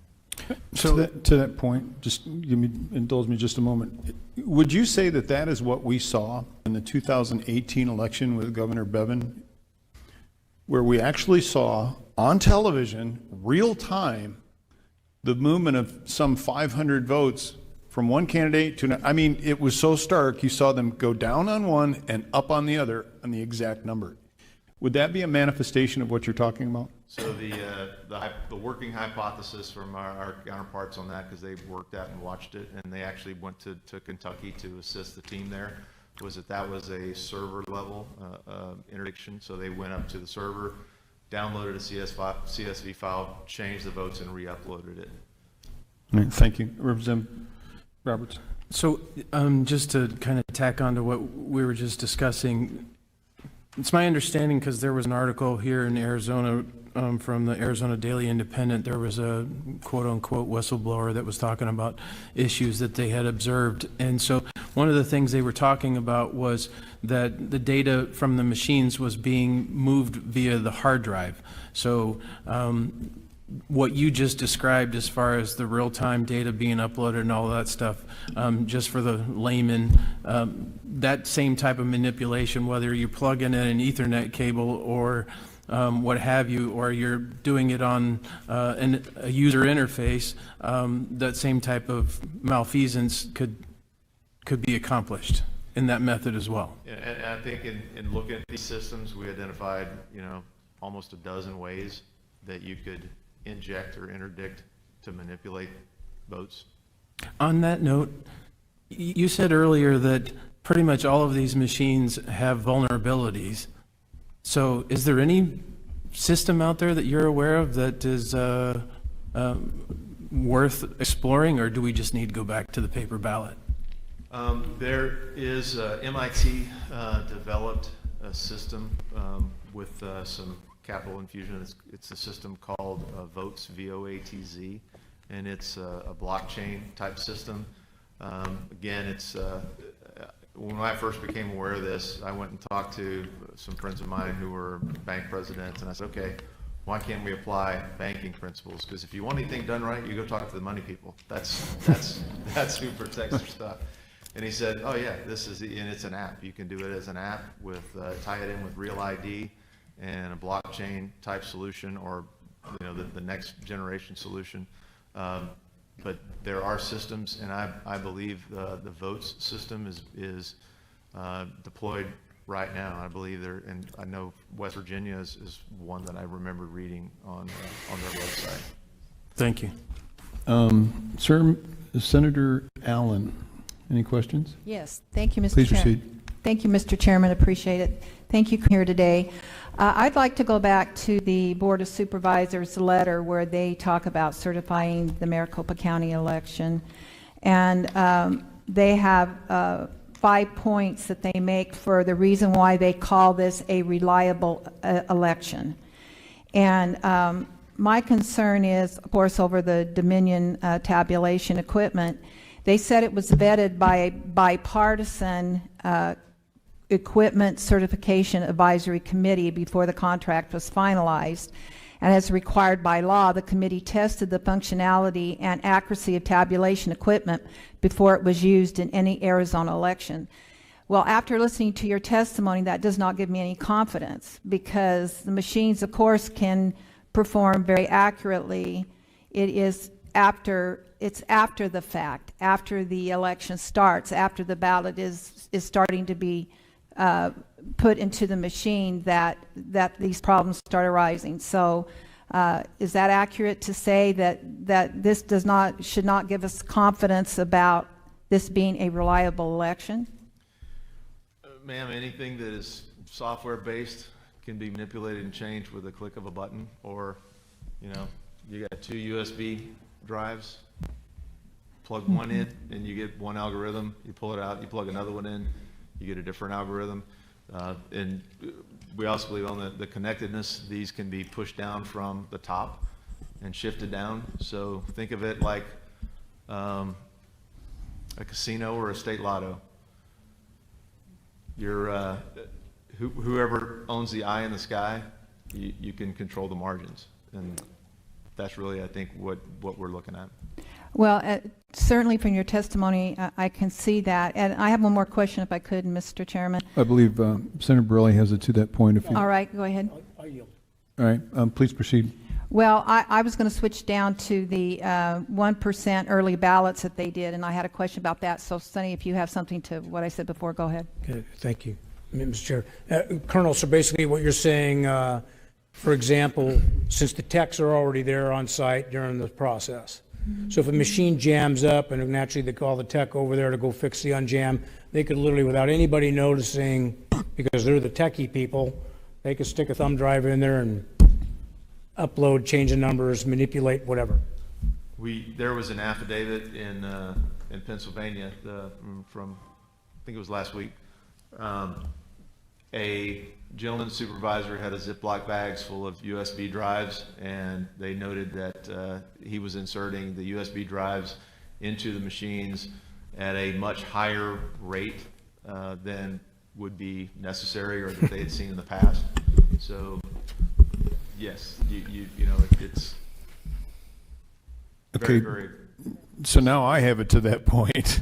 Forgive me, but what I think you're saying is that they have just created an electronic footprint, either in the data download that you're seeing real time, that you'd be seeing some kind of a spike, or is there something that's captured on the machine that itself, like a memory card that is resident on the machine, not that is actually talking to the hard drive?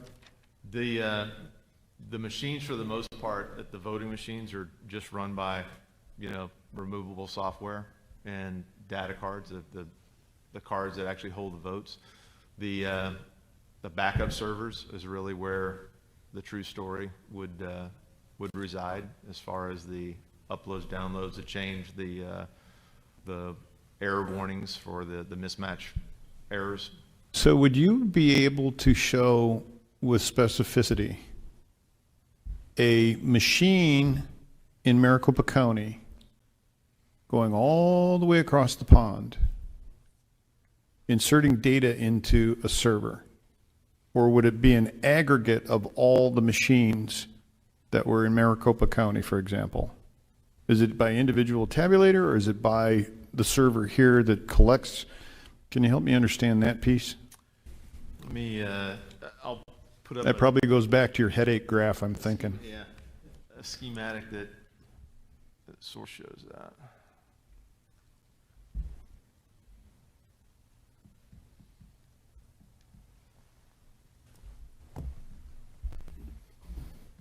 The reason I asked the question is we're still looking for evidence, and if that is in an evidence package, that's certainly something that we would want to know about. If we don't have it today, something that could be forwarded to the body would be great.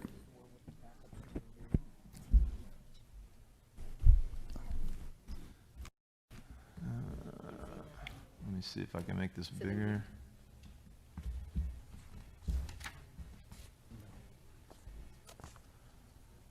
So this is Dominion voting, the high level.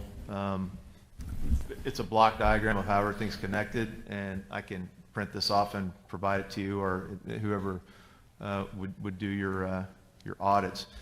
But it's kind of hard to see when it's blown up. But you've got ballot boxes, ballots taken out, and this tracks all the way through the image cast central to ballot images, and this is really what's voted. The ballots are scanned into these image casters, and there's an electronic image created. It goes into results files, and then it goes into validation, adjudication, auditing, reporting, and publishing, and then to Democracy Suite EMS, the Democracy Suite servers, the database servers, the document management servers, and it kind of shows you how this all goes out to the world from this whole system.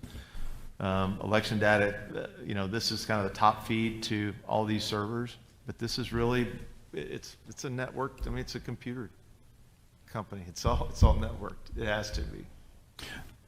So let me reframe the question.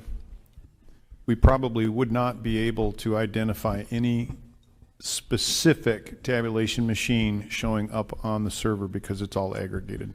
Yeah, it's these tabulation machines go through this process, but the results files.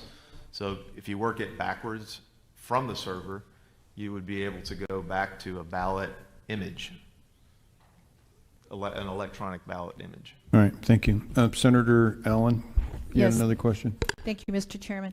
The other thing in this letter by the Board of Supervisors was they commented again of what made this a reliable election, that the election day ballots from 2% of vote centers and 1% of early ballots is required by Arizona law, and it yielded a 100% match to the results produced by the tabulation equipment.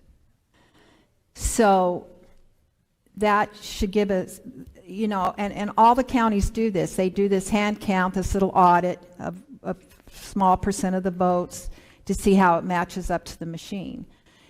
So could you explain how we shouldn't have confidence in that particular, how can they make that match up to the machine then when they just arbitrarily pick out 1%? If there's vote dumps that are happening and things that are happening throughout the process. I would just say it's something we learned a long time ago, garbage in, garbage out. If you've got 1.9 million votes that the signatures aren't verified, and they're just reading bubbled in, ballot cards, then yes, the ballot cards, when they run 1,000 ballot cards through, are going to come out with 1,000. So that, that small batch would represent what those particular ballots say, but that's why there's chain of custody requirements. That's why there's verification requirements at each step along the way. So if one of those steps is broken, then the validity of the whole process is in question. You just don't know. Right. Thank you. I think we're definitely, sir, in a new day when it comes to what is taking place across this country with voting, and we're going to have to probably really look at that. Thank you. Representative Townsend, you have any questions? Thank you, Mr. Chair. And Colonel, I just have a quick follow-up to some of the stuff we've been talking about as far as the security of the machines themselves. And as we know, like whether or not something happened or didn't happen, I'm most concerned with voter confidence. And if there's all these holes, then we're going to really deflate or collapse voter confidence. So I would like you to reassure me on one particular item. In the tabulation room at the MCTEC here in Phoenix, in years past, it was you had to have a special badge, and only people that were certified to be in that room with the machines and the tabulation and all that were allowed in there. This year, I was told yesterday we had teams of 25 adjudicators in that room, in the tabulation room with those machines. Would it have been possible for someone in that scenario to wander over to the machine and have a conversation and put in this thumb drive you're talking about?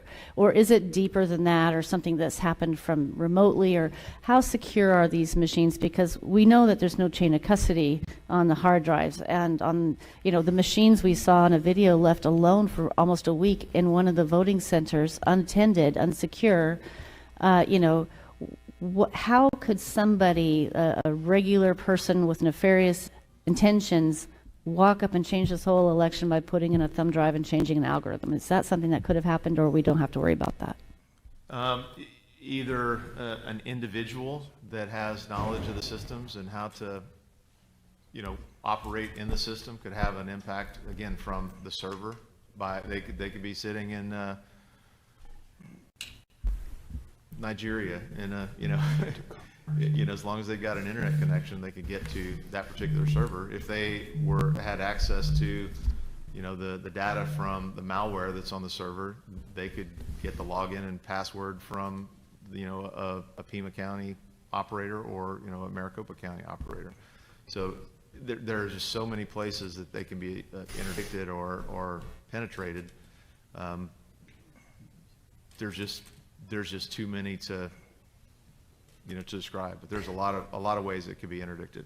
But Mr. Chair and Colonel, so what I'm hearing you say is I can't be confident that a volunteer of a political party that the entire recorder's office and the elections director, everyone could have been on the up and up, and this is the most secure election ever. But if one random volunteer with the right information were to be in the tabulation room, could have then breached the security of the machine. Correct. And therefore we cannot stand here and say we are confident with that kind of access to these machines left in buildings for a week. We cannot say with certainty that this is a secure election and we have 100% confidence that nothing went wrong. And you just brought up the chain of custody issue, and that's a critical vulnerability path. So that if the chain of custody was broken, then you really don't know. You can't say with confidence that it was a fair Thank election. you. And Mr. Chair and Colonel, last point. If you were in charge, would you want a recount? Would you want an audit? Would you want a do-over? What would you do?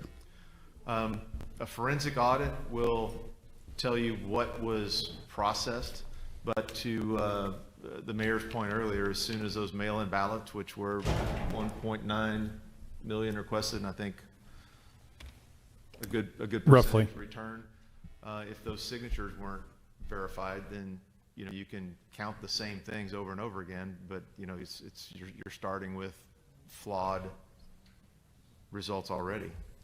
An audit, a full audit, would be able to tell you if those were bad ballots or pre-printed ballots. You could do a full forensic audit on the actual ballots, but once the envelopes are separated from the ballots on that many mail-in ballots, it's almost impossible to go back without doing a forensic analysis of each ballot, the paper, and the ink. Okay, and Mr. Chair and Colonel, do you have any information about potential shipments of ballots to Arizona and other places from North Korea or something like? Do you have any information like that? There were several affidavits that were provided to the legal teams.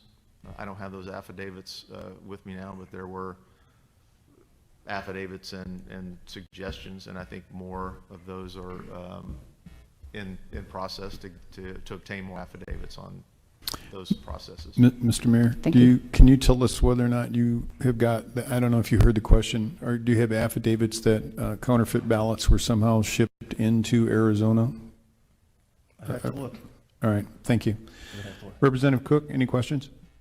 Yes, Mr. Chairman, thank you, and I'll make it brief, but I do have some stuff that I'd like to say is that, Colonel, when I ran for office in 2016, I got a phone call one day that one of our county recorder's office information had been breached and all of the voter information was for sale on the dark web.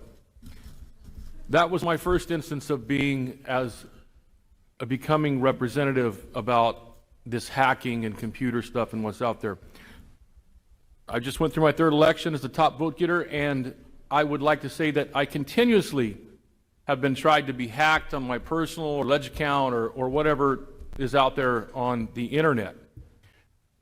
I later learned from people, Colonel, that the reason why this is done out of the country, and according to your graph, is that it is harder for us to track these people down and prosecute them when these computer anomalies and things happen from outside the country, inside our country and state. Would that be true? We would not have the legal jurisdiction to go seize or search a server outside of the U.S. Thank you, Colonel. And would this make sense that if you had a simple phone number and then you went on the internet and then researched that phone number of where you received a text message and it was from Ukraine, would that not be a red flag that your phone or information was trying to be attacked or infiltrated? Correct, it would be. Okay, so moving on to that, Colonel, what I've noticed is that about these voting machines and these plugged-in USB drives, when in fact, when we watch across this great country of ours, in many states, we have very few amount of counties compared to other states in here. You got to target 2 counties.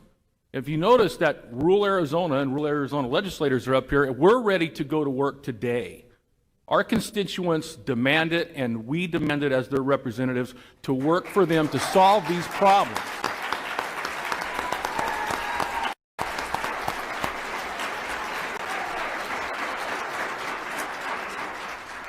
But what happens, Colonel, is that the same thing when we look at this country on a map and counties that vote for the President Trump versus counties that don't, it's the population and the masses. So I'm going to get to my point about Maricopa and Pima County. Okay, we all, in rural Arizona, we call it the great state of Maricopa because Maricopa County has more legislators at the legislature than rural Arizona does. If we add all of ours up, we still don't have the numbers to be an equal voice at the state legislature, but we have to work harder, which we can. So if we look at Maricopa and Pima County, if I was going to, now we're going to get down to vote centers, okay? Targeted vote centers, Colonel. I wouldn't have to have a USB drive or to infiltrate every voting machine in every vote center in Maricopa and Pima County, would I? Or would I just need to target those individual voting centers in those 2 massive counties in the state to do what you are saying, to take votes and shift them over in those numbers? Do you understand what I'm asking? I've seen analyses that boil down national elections to zip codes, to just zip codes. Mr. Chairman, I get fired up when I get into this stuff because I read and hear everything that these people have said. It has happened to me. And I just thank you again for your information, confirmation. But when I go back to the 2016 hacking, what I see as a pattern, Colonel, is that there is a plan. There's a larger plan, and it's not a conspiracy theory, and I'm not nuts. But if I wanted to engage in a plan in 2016, Colonel, would I not start hacking and getting the voter databases and information of projecting of why do we have, what is the number, 2,000 or 1,200 voters, I believe, in Maricopa County registered that I believe have voted at a vacant lot? I mean, if I really wanted to go down the road, isn't that the way you would target it? Yeah, and again, it's you can interdict this in multiple levels and multiple methods, and I think that's what's happened.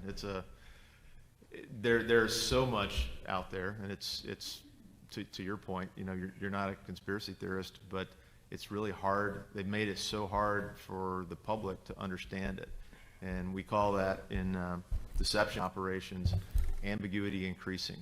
And so- Thank you, Mr. Chairman. Mr. Colonel, I have the last question is, and what concerns me over what I've read and seen is that could the data that you say could be traced back only to the scanned ballot at this point, so it can't go back to the individual voting machines, could that be bleach bits or whatever that stuff is? Could that be, could the tracks, the longer we take to actually get the machines and check these things out, could there be time to erase that information and cover up if there was a crime or misdealings? There could, but now the batch files will go back to the precinct and the machines on the tapes. So you can track it all the way back to the machines and the precincts by the tapes. And it's what we showed in the Antrim County, those printouts on the precinct level. So that you can go back. But really all that's necessary to do, there's not really a bleach bit. It's just pulling the USB drive out of the voter machine and the tabulators. So the machines themselves, other than the servers, really don't have a lot of resident information. The tabulation machines, they can have some stored images, but where you retain these, the federal election requirements require, and I can't remember the U.S. Code Title 46 rings a bell, but the 22-month retention of federal elections records, it would be done in those the ballot images and electronic backups. So the data is retained, and there you can do forensics on it as long as it's the actual servers and the actual machines. Colonel, thank you for your time, your patriotism, and Mr. Chairman, I yield any remaining time I may have. Thank you. I believe Senator Gowan has one more question, and I just need to remind the panel, time grows short. I think Mayor Giuliani has significant more witnesses and evidence that he'd like to have heard. Thank you, Mr. Chair. Colonel, I just want to get on, come back to the Dominion situation here. Where are the backup servers? I'm sorry? Where are the backup servers? I am not exactly sure. I can try to get that information provided to you. And this company, I think the mayor said they were a foreigner company. The Canadian, is that what it is? So we know there are sites in Toronto. Their offices are in Canada. So we know that there were data there. They also have servers in Serbia and other countries. Wow. But as far as knowing for sure where the data from Maricopa County went and resides, we don't know that. But they've got backup servers. So an audit, because we talked about that a little earlier. First off, would that find where the server is and where the information would be? Tracing the flow of the information, yes, sir. The audit would do that. Correct. But it also tell us whether or not it's true or not that the 1.9 million signatures were or were not verified, right? So we would have an absolute knowledge of that. Colonel, could you get a little bit closer to the microphone? I'm getting a lot of people who are saying, I can't hear the guy talk. Okay. Thank So you. the adjudication of the signatures on the ballots, that would be totally separate. It wouldn't be necessarily a digital forensic process, but that audit would be have to be conducted at the county level on all the envelopes. So if we did an audit, if we were able to do that, tell me the things that could come out of that. Well, if the signatures on the envelopes were invalid, you could necessarily get a percentage of the votes that would be disqualified. But again, when the ballots are separated from the envelopes, you can't tell which ballot came from which envelope. So really all that would tell you is a percentage of that, the percentage of those mail-in or absentee ballots that were not legitimate. So what could the server tell us? The server will basically tell you all of the electronics. So once the ballots are processed, the batches and the images, that'll tell you where all those goes, and it'll also tell you any changes to the software and the updates, algorithms that were in place, and that's all present at the code level.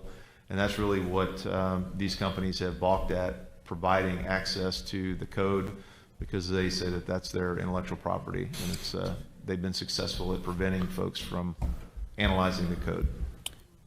So they're utilizing their system for our elections, but it's their property. And counties and states have signed up for that. Thank you.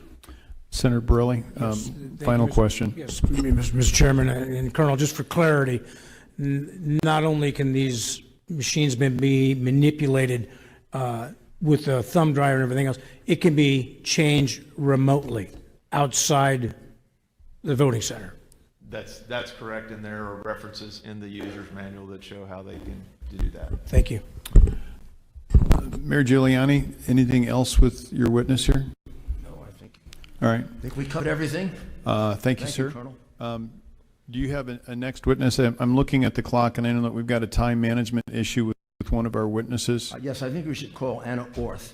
Okay. Because she has an appointment, and we'll call her first. Okay, and then after that, Senator Pat Colbeck.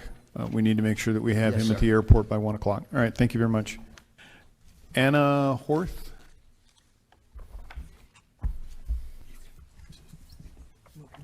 Okay. Okay, just get him out here. As they call him. Is Anna Orth here?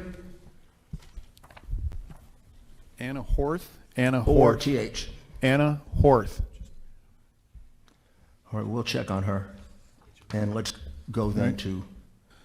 All right, Senator Pat Colbeck. Just so folks know that we got folks in a separate room, just so that we can bring them out and have some kind of order here. Senator Colbeck.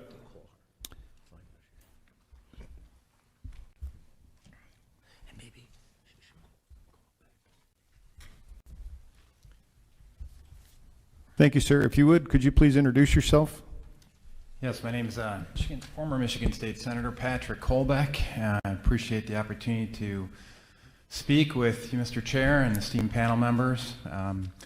For 8 years, I was sitting on the other side of this testimony. I was where you were sitting, and hopefully I'll be able to provide kind of a unique perspective on what to look out for in this election. If you excuse me, I'm going to try to get my presentation up here and get that going. Kick it up. Yeah, technology's great until you want to use it. It's more difficult when you can't see. Nice job on the resolution of the screen here, by the way.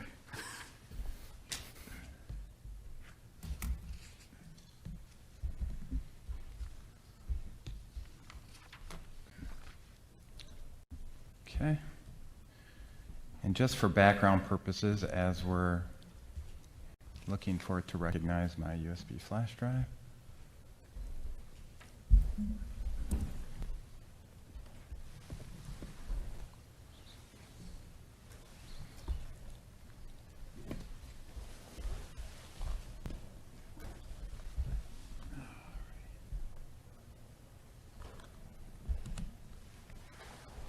There we go.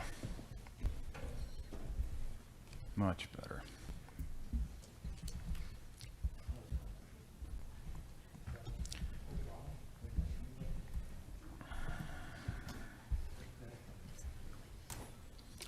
Et voila. Okay. Oh, we still don't have it on the screen yet. Ah, there we go. All right. And if you would, please put it in play mode so we can see it. All right, please proceed. All right, thank you very much. It was a perfect compliment, I think, to Colonel Waldron's testimony here, because kind of got a unique experience regarding this whole election process. First of all, I am a former Michigan State Senator. I served on the Michigan Senate Elections and Government Reform Committee. I took those duties very seriously to the point of diagramming out all of our election processes, so I had a pretty good understanding of how elections were supposed to work from a book perspective. But another perspective that's useful to this discussion is that something that I couldn't do while I was running for office is actually, I served as a poll challenger in Detroit at the AV Counting Board for the election day from 5 p.m. through the next day into the evening of the following day on November 4th. So I was actually at the Detroit AV Counting Board, so you may have heard about all the things that happened there, all the cardboard up on the windows. Yes, I was there. I was one of the people blocked from returning back into the Detroit AV Counting Board, so I could resume my duties as poll challenger. I was up training our next batch of poll challengers as to what they need to look out for and what we had been seeing. And coincidentally, by the way, that was when they were counting the military ballots, which, just so you guys know, that's when they duplicate the ballots, because the military ballots come in a format that's different from those that can be read by these tabulators. And if you don't have a Republican and a Democrat watching that, it's ripe for malfeasance, if you will, and that's exactly what happened. So along with that background, I'm actually a certified Microsoft small business specialist. In addition to being that, I actually did cabling design the International Space Station, so I have no problem working with technology. So it's kind of a unique background, and just so happened that I was right there on the Detroit AV Counting Board on the night of the election. So I'm going to focus in on just highlight 3 areas of the diagram that Colonel Waldron just showed you, because that's important for everybody to understand. For people on the ground, these are the key pieces of technology. He talked about ImageCast Central. That's the equipment that I witnessed out at the Detroit AV Counting Board. It features a high-speed scanner and a workstation associated with it. These were networked in turn with adjudicator machines, which anything that was rejected by the high-speed scanner would go over to this adjudicator machine. That was part of the absentee ballot counting suite, if you will, for Dominion. In addition, they had something that was called Local Data Center, where all the election officials would work from a central computer workstation with a series of laptops, et cetera, that were connected to the rest of these computers. We'll get into that a little bit later here. But that ImageCast Central area is one of the key pieces of, or key systems, if you will, that are on the ground for the absentee ballots in particular. If you're at an in-person polling location, you'll have the ImageCast precinct set up, and that's on the right-hand side of this diagram. Up on the top is kind of the local data center and the kind of the eye in the sky, the overarching look at what's going on with the election. And we'll get into that in a little bit more detail later. And as you guys know, Dominion voting systems was used here in Arizona in Maricopa County, and they were using some of the same equipment we were just talking about in regards to ImageCast Precinct and also ImageCast Central, that CAN is a scanner there. So I said that I was in your position before, right? So if I were in your position, these are kind of some of the key questions I would be asking in regards to all that we're hearing about this testimony regarding this election. Number one, was the chain of custody for the election artifacts broken? And thank you very much, Senator-elect Townsend, for bringing that up. That is a key term for everybody to understand, chain of custody. And we're going to go over a little diagram on specifically where some of my comments are going to focus in on in that chain of custody. All right, and the key is to hit the right arrow. All right, and was there evidence of election fraud? There can be fraud that happens that may not even violate statute, but you know that the intent is there to defraud the election, and they take advantage of loopholes that we have in the law. For example, in Detroit, we know that there was an ability for people to vote both at the poll and absentee. So some people's votes were more important than others. Was there evidence that election statutes were violated? Yeah. In Michigan, we have evidence to suggest that's exactly what happened. Was there evidence of foreign agents with the ability to manipulate the election data and third parties getting access to that data? We believe that we've seen evidence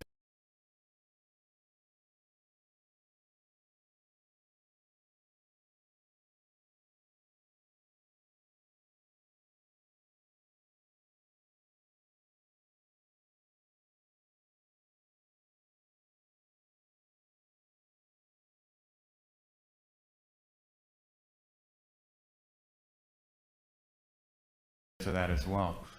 But the other thing you need to ask is, well, all right, what are we going to do about it if we see all this happening? And what options do you have as legislators? All right, so let's go to this chain of custody. And I could go into a lot more detail on this chain of custody, but I like to simplify it into just 4 key artifacts. Qualified voter file, i.e. who's registered to go off and vote in your state. Number 2, poll book. That's a precinct-specific extract of the data from your qualified voter file. The ballot itself, pretty important artifact, right? But then, in the spirit of the old Stalin quote, it's not he who votes that counts, it's the one who counts the vote that counts. You got to look at the ballot tabulator and how the votes are tallied.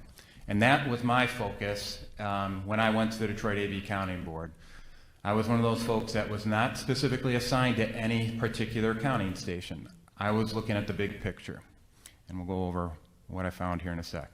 First of all, everybody hopefully has seen the idea that there's been a lot of voter anomalies. This is our first clue that something's happened. When you're on the ground, you can see all the things that are happening, you know, onesie, twosie style. You say, hey, wait a minute, that envelope was backdated, or you can see that they adjudicated something in favor of the Democrat instead of the Republican or something like that. That's easy to go off and see, but it's very difficult to see the big picture.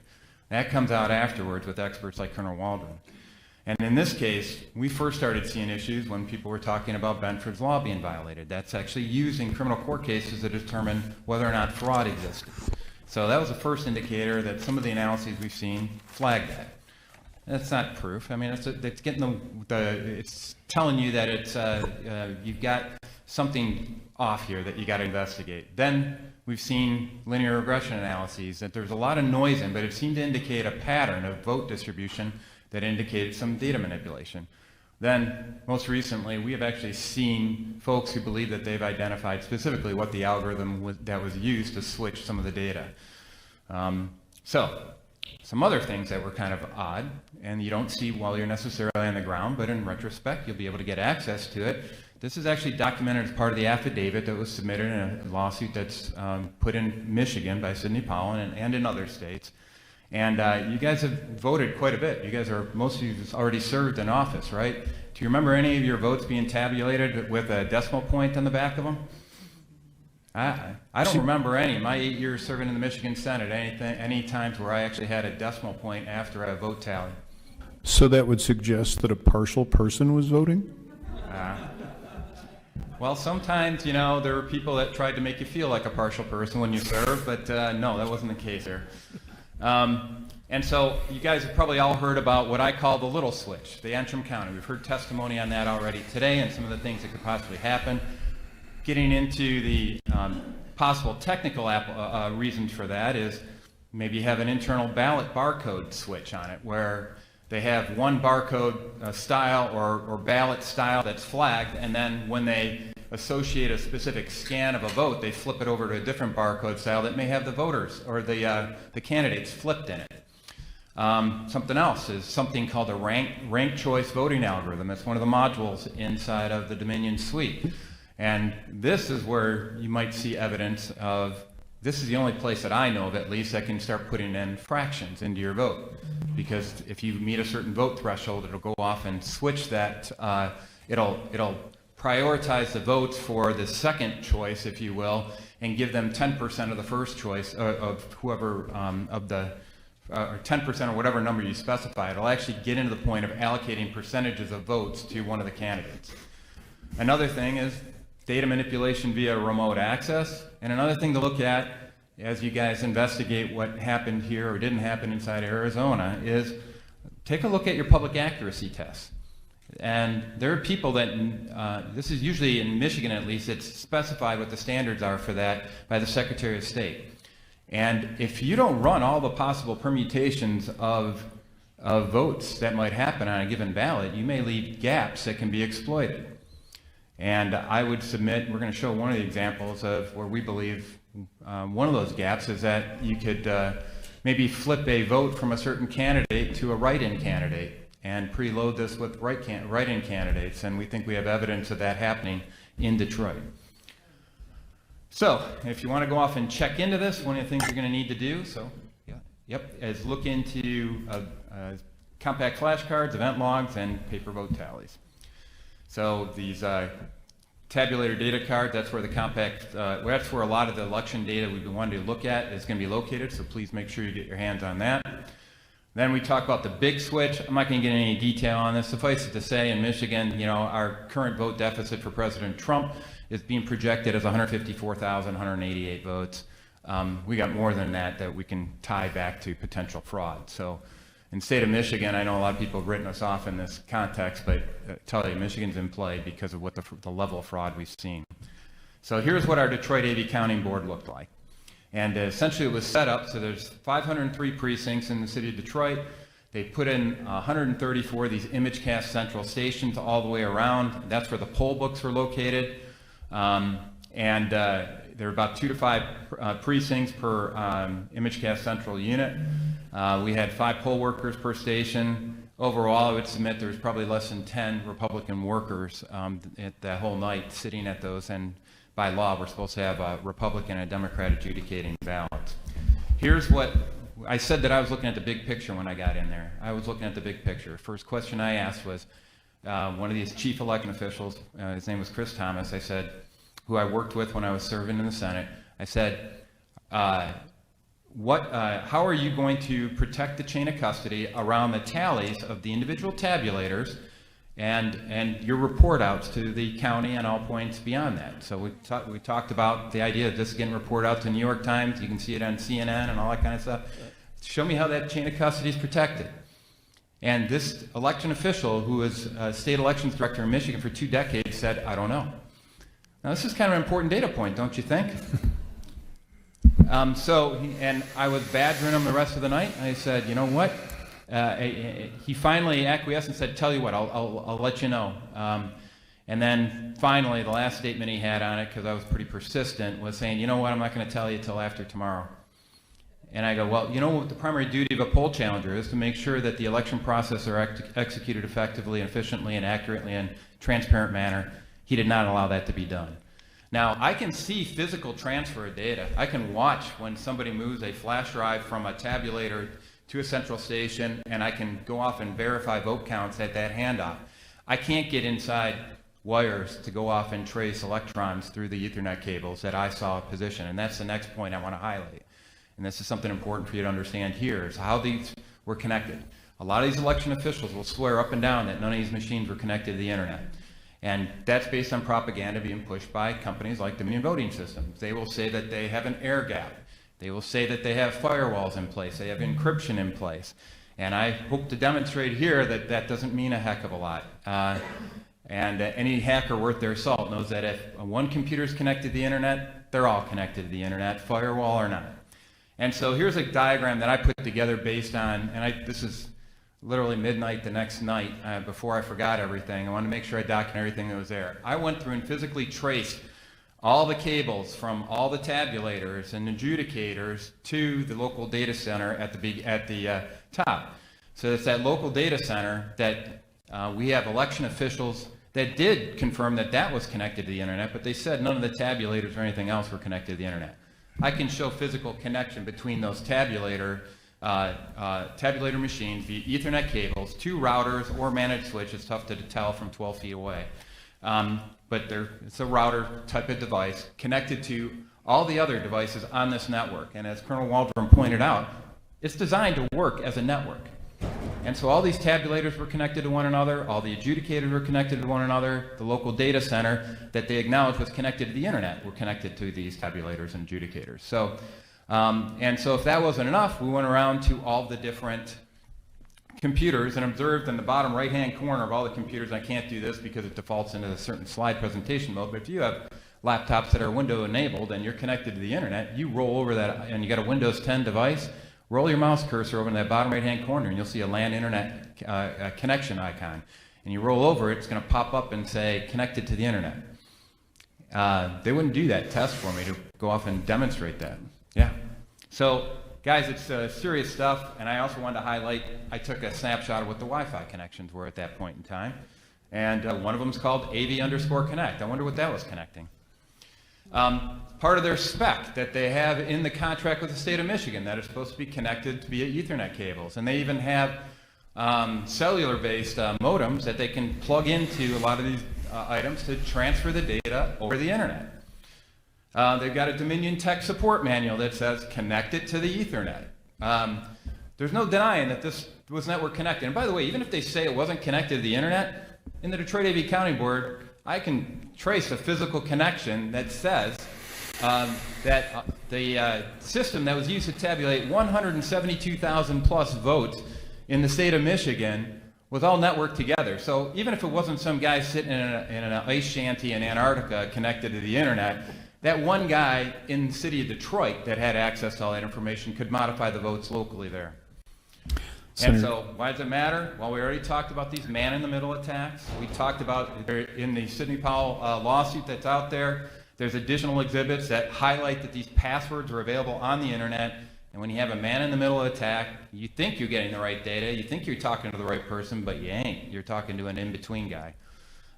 We also got NAIST that left a key under the mat. What do I mean by that? All the specs on what files to look for, what their file size is, everything else for the voting system is left up on the internet for everybody to go off and say, I went there myself, I could download this file, took that extract from it. You can find out everything you need to go off and manipulate as a hacker. And we've got Challenger observations on the ground that attest to each and every one of these, and I just want to highlight one of them, the poll worker observation, that he actually observed the fact that the printout of the tape said that there were write-in candidates on it, yet when you actually, he will test in his affidavit that there were no write-in ballots submitted. Senator Colbeck, we're out of time. Yep. So thank you very much for your testimony. We also appreciate the slide deck that you presented, and if you are willing, would you please distribute that to the members of this panel? And I'm sure Mayor Giuliani would like to have it as well. I will leave a copy for everybody. Any questions for this gentleman, Mayor? Or would you like to move on to Anna Orth? We can move on to. All right. Thank you very much, Senator. Anna Orth, would you please come up to the witness stand?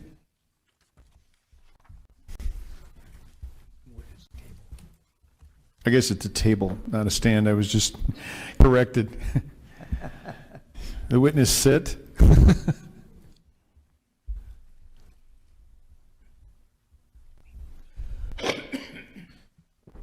Thank you for coming, Anna. Thank you for having me. Would you please give your name, and Mayor, the floor is yours. My name is Anna, and I'm a resident and registered voter in Pima County. I volunteered as a poll observer. Can you get a little bit closer to the microphone, Sure, please? of course. Thank you. Again, my name is Anna, and I'm a resident and registered voter in Pima County. I volunteered as a poll observer on October 16th, and then I signed up to work as a poll worker on November 3rd in a neighboring precinct. Would you like me to just give you an overview? Is that Yes, what I'm please doing? do. Okay. Well, I wrote in because I was aware of some irregularities that happened while I was a poll observer and some different activity that I just felt uncomfortable with on election day. So I'll go ahead and start with what happened on the day that I was an observer. I was certified prior to that to be able to watch the two people that would be correcting the problematic ballots, which I guess are called, they were duplicates. When I walked into the room, they said, I'm sorry, you can't be in here, you're going to go into another room. So I had to walk back to the front desk. I was escorted from that area back to the one area where the ballots were being separated from their envelope. And there were 30 to 32 people doing this, and there were probably 14 to 17 tables where there sat two people, and it was supposed to be a Democrat and a Republican. But not every table had a Democrat, but not every table had a Republican. So many of those tables had either a Libertarian or someone, there was one table with someone from the Green Party, and then there were 3 or 4 tables that had a Pima County worker at each of those tables. And they worked there at the elections office because when people came in from the building, they talked to them, and their conversations led me to believe things like, oh, did you leave your lunch did you bring lunch? And they said, no, it's over in my office. I'm going to go get it later. And she was back in 5 minutes. So similar situation conversations that went on with people who came in with those workers. I found it difficult for me to be able to oversee 32 people and what they were doing. I was able to catch a few of the things that were mistakes, or where ballots were just, they were taking them out of the envelopes and putting them on in a pile. And their job in this particular room was to watch, to make sure that the ballots were in one direction, and then they would double check the count of the ballot to the envelope, I imagine, to check it against the envelopes that came in. Each table was given a bin to put these in, and these bins would then go to another area where they were being stacked up to be tabulated starting on October 22nd. Many of these had mistakes, or they were written in pencil, and the workers, as I went around, had questions on, is this a good ballot, is this not? I was told by the gentleman that ushered me out of the place where I was supposed to be and said, you aren't supposed to talk to anyone. You do not communicate with them. If you have an issue or you see an issue, you need to go to the supervisor, which is at the front of the table, front of the room. So as I saw things, as I went around to each table, I would go to the supervisor and I let her know, they don't know what to do with this ballot. It's a pencil or blah, blah, blah. And she'd say, no, it's fine, it's fine. So as I went back to the tables where I saw these issues, under my breath, I said, you need to go tell her. You need to go talk to them about this. And so many of them said, what do I do with this ballot? It's in pencil. Oh, it's fine, it'll go through. Or some people wrote over their ballot, over the little oval circle where they were supposed to mark, and those were put into a separate pile that would be called duplicates. Those duplicates then went to another table and were then taken to the room where I had been ushered out of. And there was one person, there was supposed to be a second person, and I said, is there a Republican at that table? Because I said, is there a Democrat and a Republican?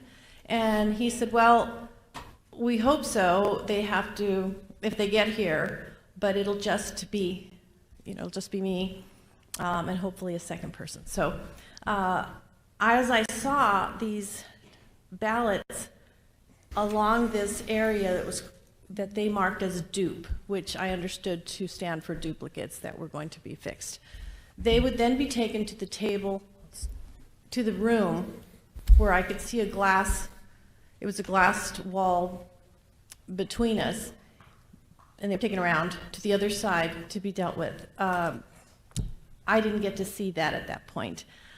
So when I left and the other person took over for me at 1 o'clock, I was there for 5 hours, I shared with her, I said, there's a lot of mistakes that are happening. They're not putting them in the order that they need to be in. So when they get folded, they become a duplicate because they can't be counted. The machine wasn't going to accept them, so it had to be then taken out of the pile and put into a duplicate. So when I left, the man who had ushered me out of the room, the first room, came to get me at 1 o'clock and walked me straight over to the front desk. And he said, I hope everything went well. And I said, well, my concern is not necessarily where I was. It was hard for me to watch 32 people by myself.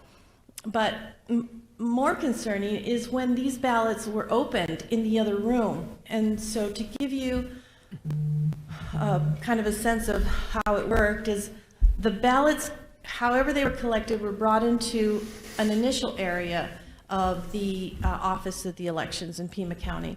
And that room, the envelopes were then opened up and the signatures were checked. So then they would go through a double door where they were then sent to the room that I was in, where there were as many people as I explained before, trying to put them in an order, not necessarily of where they were from, but how they came in. So let's just say there were maybe 200, 250 per box, I'm not sure, but they came from different zip codes, different areas. It was whatever was mailed in. And then those were then put aside to be counted after the 22nd. My concern was the amount of ballots that were considered to be problematic that were then leaving the area that I was in, going to a room where there were only supposed to be 2 people, and yet not even sure there was 2 people. So that was my experience as an observer that I shared. I thought that was concerning. The other thing is when I came back to drop off my ballot, I had to drop it off outside, and there was no longer a police officer, and we found out that it was because our mayor, or not I live in Oro Valley, but the Tucson mayor wasn't allowing a police officer in front of the office anymore because it was upsetting to people to come and vote. And so I asked the man, I have to put my ballot out here. And he said, yes. So I said, how can I be sure someone isn't going to come and take this big box? And he said, no, we're watching it. And I said, who's you? And it was him and an elderly woman who was about 85. I don't know, and I'm sorry, meaning that she looked fragile, and I don't know how that could be protected, but I was a little concerned about that. It did make it in because when I checked my ballot, it was counted. But another question is how do we know who we voted for? That's a separate issue, but my point is that I don't know if my ballot actually has the people that I voted for. And, as I said, that's something separate from what I experienced there as an observer. As a poll worker, I was assigned to be a provisional ballot clerk, and that was on Election Day. And on that day, I had worked a primary in August, so I had an idea of who would come by, what the issues were. But this time, we had so many more people who needed a provisional ballot than we had been allotted to have in this one precinct. So that was concerning. But the people that came to me I had so many people who said, I didn't ask for a mail-in ballot. My wife isn't listed as an early ballot person, but I am. And those are the kind of people that we had a lot of. But secondly, I had people who had just moved here from other states, and most of them were from 2 apartment complexes. It was concerning because as we counted them, we probably had over 40 people who were in one apartment complex with one address who had moved here from other states that I began to turn away. I'd say, I don't know, within the hour, we were so busy that I took a break and went outside. And a gentleman with a yellow shirt said, hi, I'm with the Democratic Party. I'm here from California, and I'm here at this precinct specifically. I came from a Phoenix in Maricopa County, a precinct there, and we're here to help turn Arizona blue. And I don't know if just looking at me, he decided that he felt safe saying that to me. Maybe he assumed that I would be okay with that. I was shocked, and I said, oh, so what? He said, oh, I said, so what is your plan? What are you doing? And he said, well, I have lawyers on call to contact immediately if they don't allow them to vote, people to vote. And I said, well, there was a cutoff date. And he said, nope, every vote should count. So that made me nervous, of course, because I didn't know the law specifically, and I didn't want to do something that would cause a problem. So I thought, And he said, oh, I've only had to turn away, no, just a couple people were turned away, and I was able to help one person go back in. Well, that was probably sent to me because I was the provisional ballot clerk. So, of course, that was somebody that I had to take care of. So I went back in and thought, well, this is unusual. I'm concerned that somebody outside is going to be calling an attorney on something that I did because I said no. I sent somebody away and said, I'm sorry. I mean, if you don't have any proof that you've lived here or proof of having registered, I can't give you a ballot. So I called the recorder's office and explained this, and she said, well, you have to let them, all votes will count, but it's on a case-by-case basis. So at that point then, I had to call in to the recorder's office at every single ballot, and you have to understand, we ran out of spaces. So, I mean, we were at like 200. I'm sure you can check on this to be sure, but we were over the amount of ballots we had. But every time I called the recorder's office, they would ask me for their name and their date of birth. And when they would look that up, the person on the phone would say, okay, well, you can go ahead and let them vote. And so I was trying to find a constant that I could go by so that we could speed up the process. I mean, is it if they've moved here and they have this, and if they've moved here at a certain date, what is it? And they would not give me any constant. They just said, you just have to call for every case is different. So my concern and why I wrote in was that I had two people right after having a slew of people who came in from other states wanting to vote without having been registered and allowed to vote per the recorder's office. I then had someone come in from Maricopa County and one from Pinal County. It just happened right after.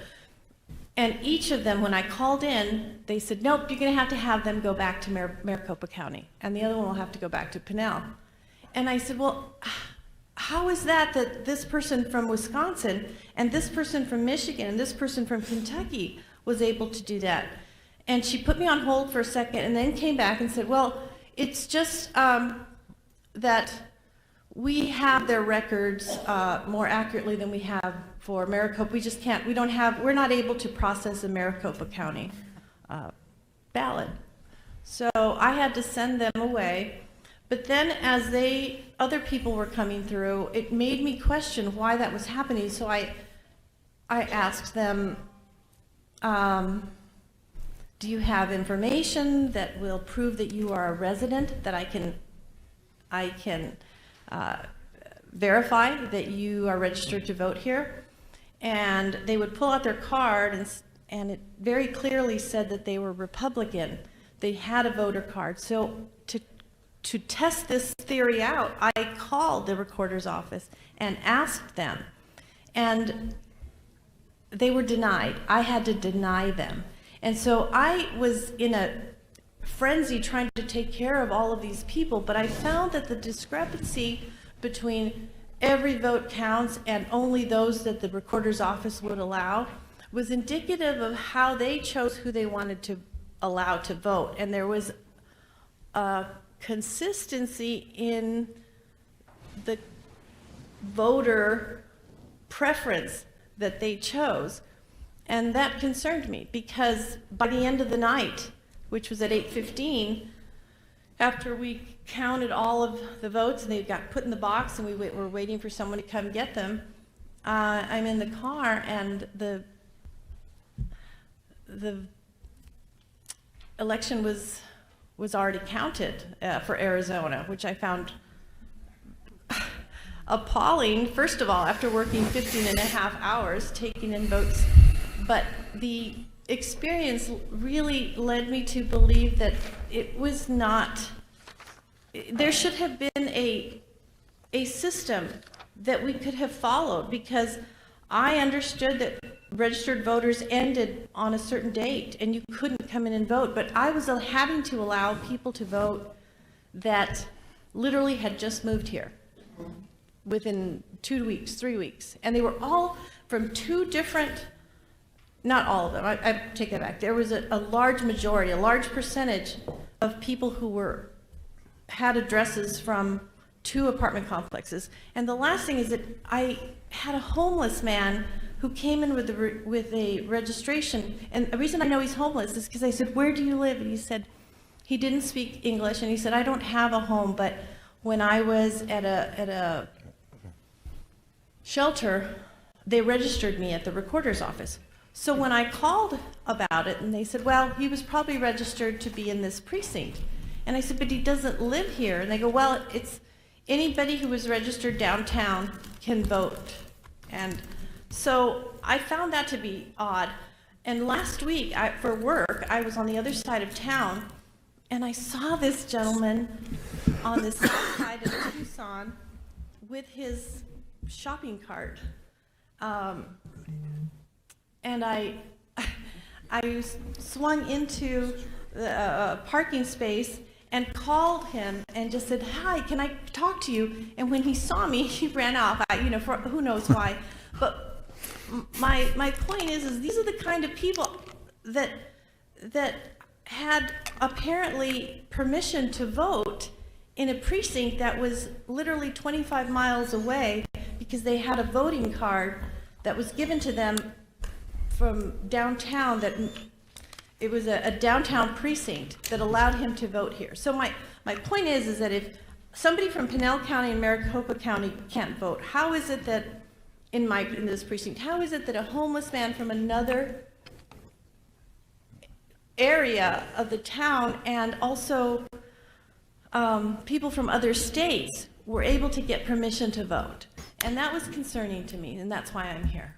Ms. Hart, thank you very much. Mr. Giuliani, do you have any questions specific to this witness? Sure. Please proceed. Couple of, try to. Just to give you a marker on time, it's 12:02. So you were there for 16 and a half hours, Ms. Orth? On election day? Yeah. Yes. Wow. And you were supposed to work with the ballots that were being examined?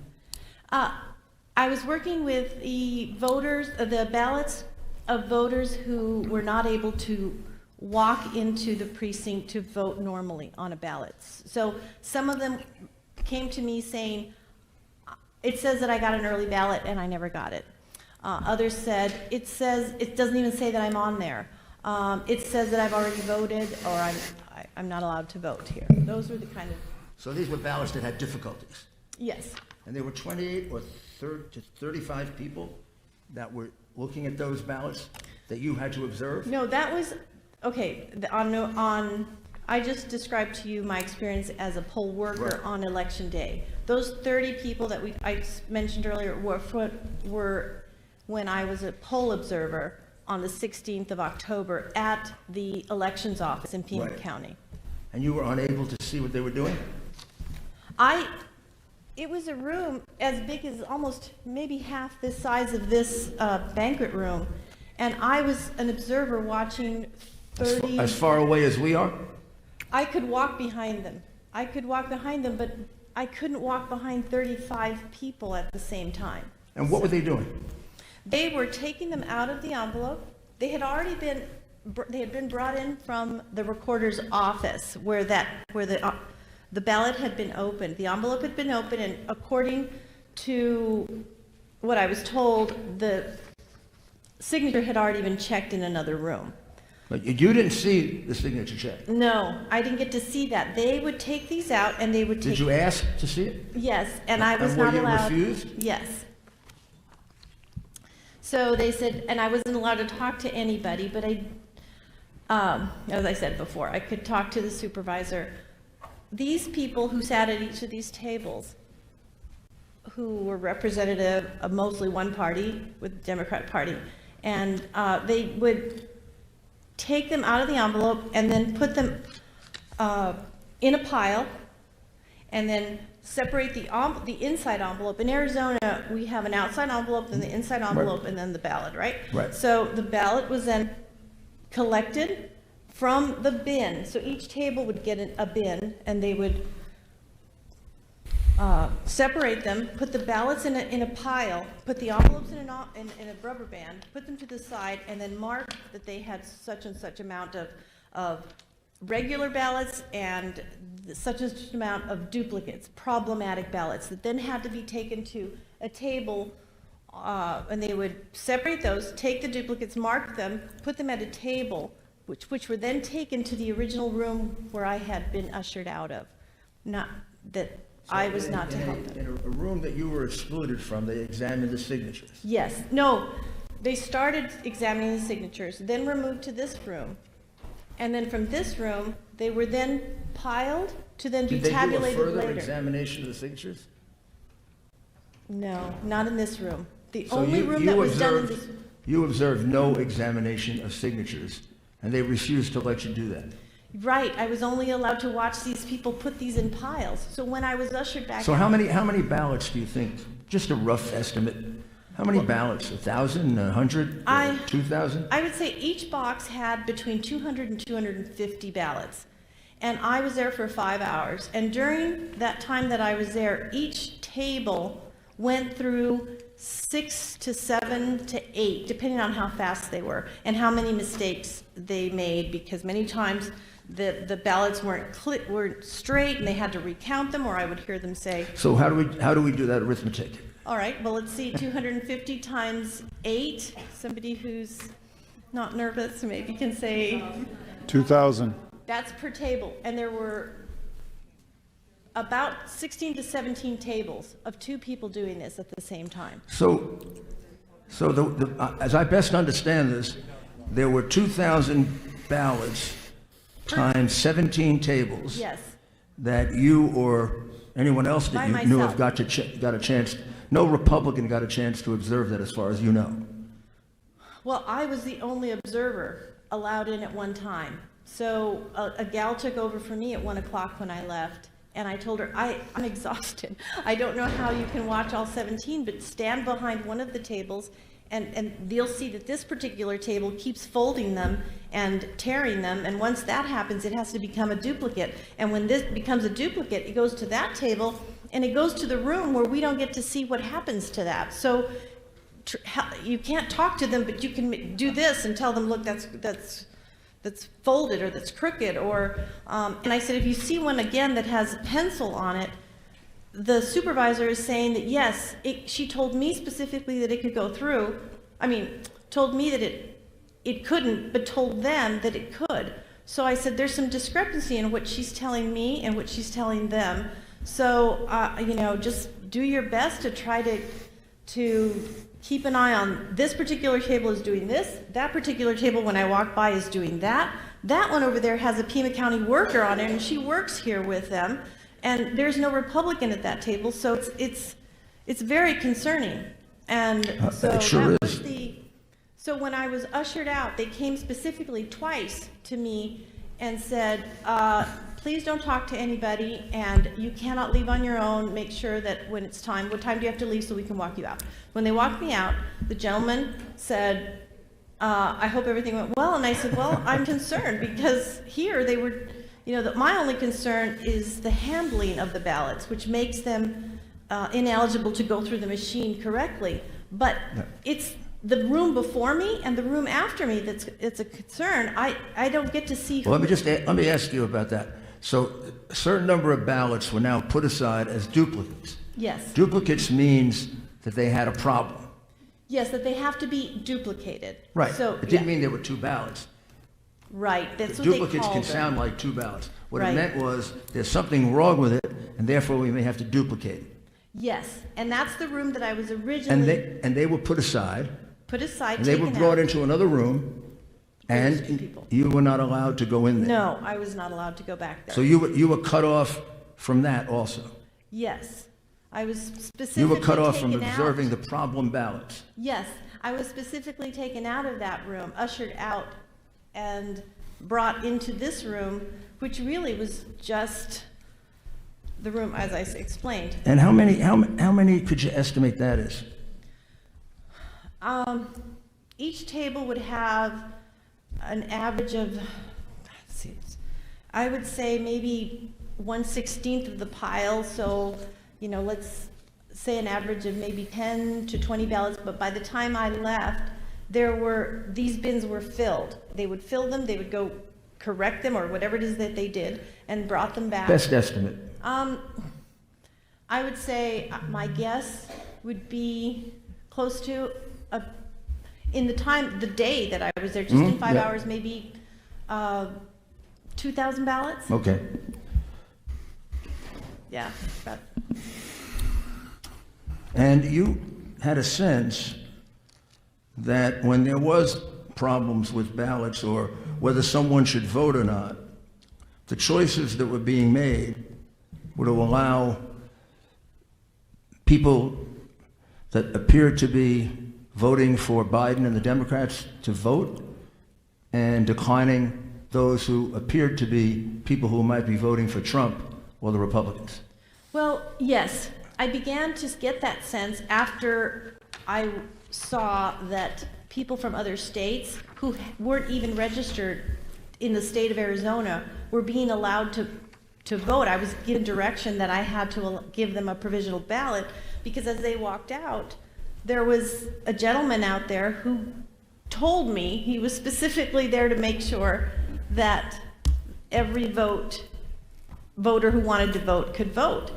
And so that was on election day, though, Mr. Giuliani. That's not on the Right. the day. I got Okay. it. I got it. And on that day, that was happening. And then when I would get a voter who was from another county and had some indication, sometimes they had a shirt that either said Trump on it or they showed me their voter card and said they gave me some indication that they were a Trump voter, and I had to call on them like I did for every single person that came in to the recorder's office, and I was told to send them away.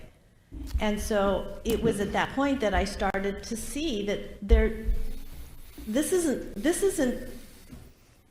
this can't be right. This can't be right. So I tested this and asked her, right. And then especially as I Glad said, you recognize that. yeah. And so when I said you all live at this apartment complex, and you all live at this other one, and they said, well, yeah, we have to. We're all coming in to vote, and so I said, well, are you how long have you lived here? Or is your other precinct here? Well, I've lived here, or I've lived there, and they still were allowed to vote. Many of them were not residents for more than a month. Other people said they were registered in another state, but that they were here. And then, as I said, I think the nail in the coffin for me was when this poor little old homeless man, and I speak Spanish, so I spoke to him and said, how are you here? And he said, I was told to come vote. I want to vote. And I said, okay. Well, where do you live? And he goes, well, I lived in a shelter downtown. Well, downtown is 15 miles from where I live. So Right. I'm sure that's not his precinct. He should be voting there. So you thought there were about 2,000 like this, roughly? I would say easily, just in the 5 hours that I was Okay. there, on one specific day, and that was on a Friday, they were going to be counted. They were being collected to be tabulated. One on last Thursday. question. The gentleman who said he was there to turn Arizona blue. Yes, that was a What guy. was he? What was his official position? He had a Was sign. he an on- inspector of some kind? No, he was a poll observer that was from California. He was from LA, and on a break, I walked out there and I said hello and just walking, and he said hi, and I said, what are you doing? And he said, well, I'm a poll observer for the Democratic Party, and I'm here. I said, oh, and as he goes, the weather's hot here. It's not as hot as it is at home. And I said, well, where are you from? And he said, I'm from California. And I said, what are you doing here? And he said, well, I'm here specifically to help turn this precinct blue. This is one of our problem ones. And I said, oh, and as I said to the panel over here, I don't know why he felt comfortable telling me that, but he said, I said, you came all the way from LA? He goes, no, actually I came from another precinct in Maricopa where it was another one that we were focusing on, and now I'm here. What was he doing Was he campaigning? Was he encouraging people to vote for Biden? What activities did he take part in to turn Arizona blue?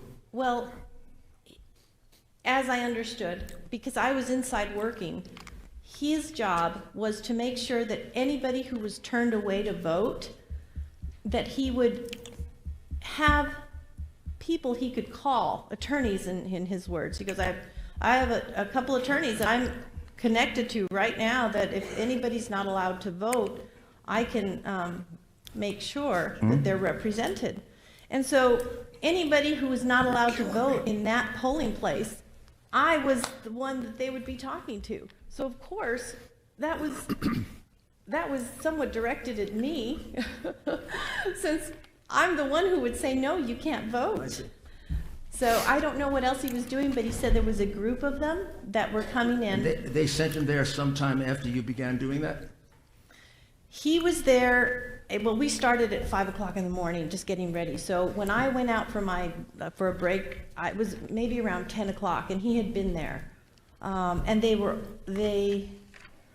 I'm sorry, I don't remember what he had on his shirt, but they were very clear that they had T-shirts, they said, that they matched. Another person came in to take over for him, and it was a yellow shirt with something written on the front. Well, thank you very much for your service and for your courage in testifying. I just make one point, Mr. Chairman.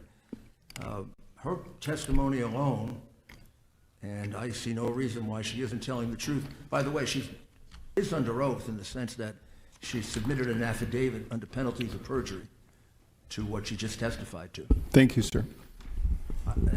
34,000 votes unobserved would change the nature of the election. Just her testimony. Indeed it would. One witness. Sir, thank you very much. Yes, thank you. Members, I know everybody wants to ask a question. I have one. We need it, well, everybody has one. It is now 12:15. I expect this hearing, at the rate that we're going, we will be here until late into the night. Please be brief with your question, and I would appreciate it if there's no follow-ups, just so that we can have a lunch break and kind of set the expectation for the folks who are here and get back at it. And we'll try to make the witnesses focus a little bit more. All right, thank you, Mr. Mayor. Leo Biasucci, I'm sorry, Representative Biasucci, you're first, and then Mr. Burley. Thank you, Mr. Chairman. Thank you, Anna, for being here. Just a quick question about the voters that you said were coming in that were from out of town, or they just moved there, whatever their reasoning was. Did they have an Arizona ID with an address or anything to show you? Were they on the voter rolls, or these? No, they were not on the voter rolls. They had out-of-state driver's licenses, but had either an electric bill or some kind of a bill that they showed me on their phone, showed me that they lived in this particular precinct. With that, I would call the recorder's office. And you would verify through them that they were indeed legal to vote? Right. And so then when I said, well, when did you move here? Well, I moved here on such and such a date, but you had to have registered, I think, in Arizona by the 15th, and then it was extended to the 22nd or the 23rd. Right. So it was just questionable that they were still allowed to vote, but sure. I had a longtime voter who wasn't allowed to vote from another precinct, right. And yet someone could vote from another state. Perfect. Thank you. Senator Burley. Yes, thank you, ma'am. When the votes that needed to be duplicated, the ones that needed to be corrected, when they went to the end of the room, did you notice anybody in there that was actually overseeing that correction, a Republican or a Democrat? No, as I mentioned before, that's the first room I went into, and he explained to me that this is the room where that would happen, but that I was not allowed to be in there. When you were in there before they sent you somewhere else, did you see a Republican and a Democrat no, he was observe? Alone. No. Only one. And do you know how he was registered? Do you know if he's a registered Republican or Democrat? I don't know, but I have an idea, but that would be... Okay, well, bottom line is... We'd appreciate no speculation. Thank you very much. Well, it's a violation of the law anyway, because you're supposed to have both. Right. No, thank you. All right. Members, one question, and then we're going to break for lunch. Representative Townsend? Thank you, Mr. Chair. And I just have a really quick question. we had our county recorder in Maricopa County instruct voters to cross out mistakes on their ballots for the November election, and then we later had a judge say, no, that was likely breaking the law. You can't do that. We've also heard from adjudicators saying that they had seen a full Republican ballot all the way down, but that President Trump's name was crossed out and the other candidates was circled in. Is it possible, in your opinion, in that other room that you weren't allowed to be in when there wasn't a second person watching the adjudication, were there pins allowed? Would someone be able to cross out one candidate and vote for someone else? Well, again, I wasn't in there to be able to say this accurately, but there's only, can make an assumption. If a room requires 2 people and an observer, that a person by themselves, it's possible, of course it's possible, that that's what happened. But those are the kind of ballots that I'd see. Because I was able to see them as they came through in this room. They were either all for the GOP or all for the Democratic Party. But one of the president little oval had been marked off, or not marked, crossed, which makes it a problematic ballot. So that would have to go into the other room that you're asking me about. And again, I wasn't in there to be able to speak accurately about what this person could have done or didn't do. And that to me was the problem in this whole issue. I'm useless to be able to watch people just putting them in order. We should have had an observer watching. Okay, thank you. Ballots. All right. Ms. Orth, thank you very much for your testimony. Ladies and gentlemen, here's how we're going to manage the lunch break. As you leave, please wait a minute before you walk out the door or you won't get back in. As you're walking out the door, you'll be given an armband, and in order to come back in, you'll have to show that armband. We are going to break. It's now 12:22. We will be back here at 1 o'clock. It's going to be a short break. Thank you.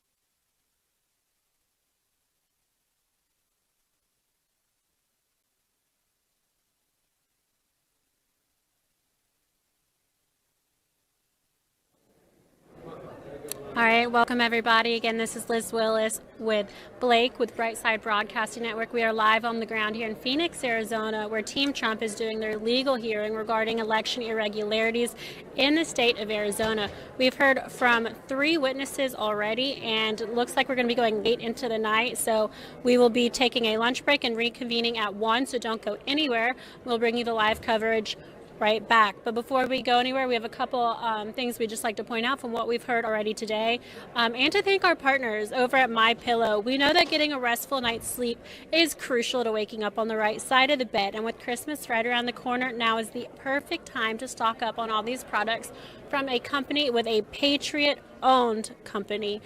Visit MyPillow.com to stock up on all the gifts for yourself and your loved ones. MyPillow guarantees ultimate relaxation with a wide variety of items to choose from, ranging from ultra plush towels, dog beds, mattress toppers, and Giza Dream Sheets, and so much more, including one of their biggest savings so far, which is their regular MyPillows, valued at $69.98. If you use code RSBN, you can get those right now for just $29.98, a huge savings. Again, MyPillow.com has hundreds of products to choose from, and if you use code RSBN at checkout, you can get up to 66% off your entire order. This is the perfect time to support a conservative company right before the holidays. Go ahead and get your shopping done now. You do not want to wait till it's too late. Blake, with that being said, I mean, what do you think so far? A lot has happened today. We've heard a lot of information. There's been an awful lot of information presented, and I think that Mayor Giuliani's remarks at the beginning about how there's a narrative out there that the election was the most secure ever. And I think you believe he said, please don't interrupt that narrative with the truth. And it's really what I think. I mean, I believe that we're in a situation where there's limited media coverage of this event. And it's not because the information being provided isn't newsworthy. It's not because there aren't facts here that are being discovered or being given to the lawmakers of Arizona for consideration. It's because It doesn't fit their narrative. exactly. Other networks are perhaps just not feeling that there's a story here. In fact, this would be the largest political story of this century and even last century. I mean, it's a scandal of immense proportions. If in fact voter fraud can be proven, they're not even looking for it. And I think that's disturbing. Not in the slightest. And we've been to Phoenix a lot. We know Fox 5 Phoenix is at all the rallies, and I thought that we'd at least see them here today. But like you said, they don't even care. I mean, not even enough to give it an ounce of oxygen to breathe on their nightly news routine. So it's shocking, it's upsetting, but we honestly don't need them. We have around 200,000 watching alone on YouTube, so thank you to everyone for tuning in. This should not be a polarizing topic. I think people on both sides of the spectrum right now should be worried about election integrity. Hearing these witnesses, factually, it just doesn't make sense. Dominion Softwares and Smartmatic Software Systems, which is owned by Hugo Chavez and has been raised in so many corrupt Central and South American countries like Venezuela. I mean, that alone should tell you that's not something that we want to be utilizing here in the United States when it is our election integrity, the presidential election of the United States. Something's got to give. Yes, and both the Army colonel and the former senator from Michigan presented pretty clear evidence that these servers were connected to the internet, that they weren't air-gapped, that they were not just not immune from tampering by some form of malicious actor who wanted to gain access to those totals. So saying that it's the most secure election ever, I think that's been completely blown out of the water today. I think there's just no way that anybody can look at the data and look at the information and hold that to be true. I think that story should be dead in the water at this point. Yeah, with having the Ethernet cord connected to the server, this does allow for internet access, and in turn, it allows for communication between these servers to the black, what do they call that? Black box? No. Dark web? Deep web. Yeah. I mean, anyone, Right. like he said, any hackers can get on and change this. So a quote I want to take away from that is that your Venmo account is more secure than your 2020 vote. And that is what a information warfare specialist said today. Yeah, absolutely. And I believe that, the compact flashcards that they're using to transfer votes and just really, just the fact that some of the Dominion servers run on Windows 10 alone is enough for me to just really give pause to it. I mean, the fact that these things are so easily manipulated by operators, and that even one operator with the correct permissions at a remote workstation through the network, as these machines are designed to work, has the ability to change totals, is completely off-putting. Jenna Ellis had a great quote too, and that was that we're not asking you to overturn an election. We're asking you to ensure that corruption does not stand. And I think that's the core of what all of these hearings are about, to educate the American public that the election took place, the results are there, but the results that we're looking at are fraudulent, are at the very least beset by the allegations and the possibility of fraud and the fingerprints of fraud. It's completely there. And what she's tasking the lawmakers to do is basically admit that you're not overturning an election. You're taking back your constitutional authority as a member of your state legislature to appoint the electors that you feel are appropriate for your state. Thank you. And we are about to wrap it up here. Great commentary, Blake. We're about to wrap it up here. We need to clear out this room, but we do want to remind you guys that Right Side Broadcasting Network is almost entirely viewer funded, meaning we rely on your donations to go from rally to rally, hearing to hearing, and to cover the White House and the March for Trump, which is currently going on today. So it's a bus tour covering 23 cities in 2 weeks, and we cover all of that. There's a lot going on right now. We're providing as much content as possible. So if you've enjoyed seeing a little bit of different avenues here at RSBN, then keep those donations coming, and we'll keep providing you some of the greatest coverage that we possibly can. There's a number of ways you can support us. The first one is by clicking that $ sign in the bottom right-hand corner of the YouTube Super Chat. and the second way is via our website. Whether you donate or not, check out our website. That's www.rsbnetwork.com/donate. The third way is by sending a check, and we love to read these letters that come with the checks. Absolutely. And that is, send those to RSBN at 1550 Opelika Road, Suite 6, Box 344, Auburn, Alabama 36830. Moderators, thank you for being here today. Drop those addresses down below. We are going to hop out of here for exactly 30 minutes, and we will be right back. So don't go anywhere. This is the stream you want to stay on. We'll see you after the lunch break.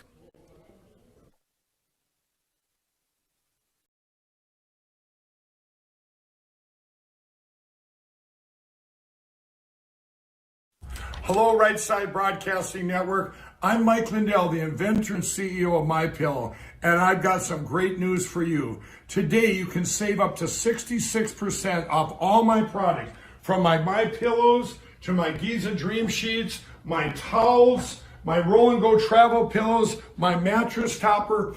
I have over 100 products that you're going to save up to 66% using the promo code RSBN, Right Side Broadcast Network. RSBN, use that promo code at mypillow.com or call 800-836-7566.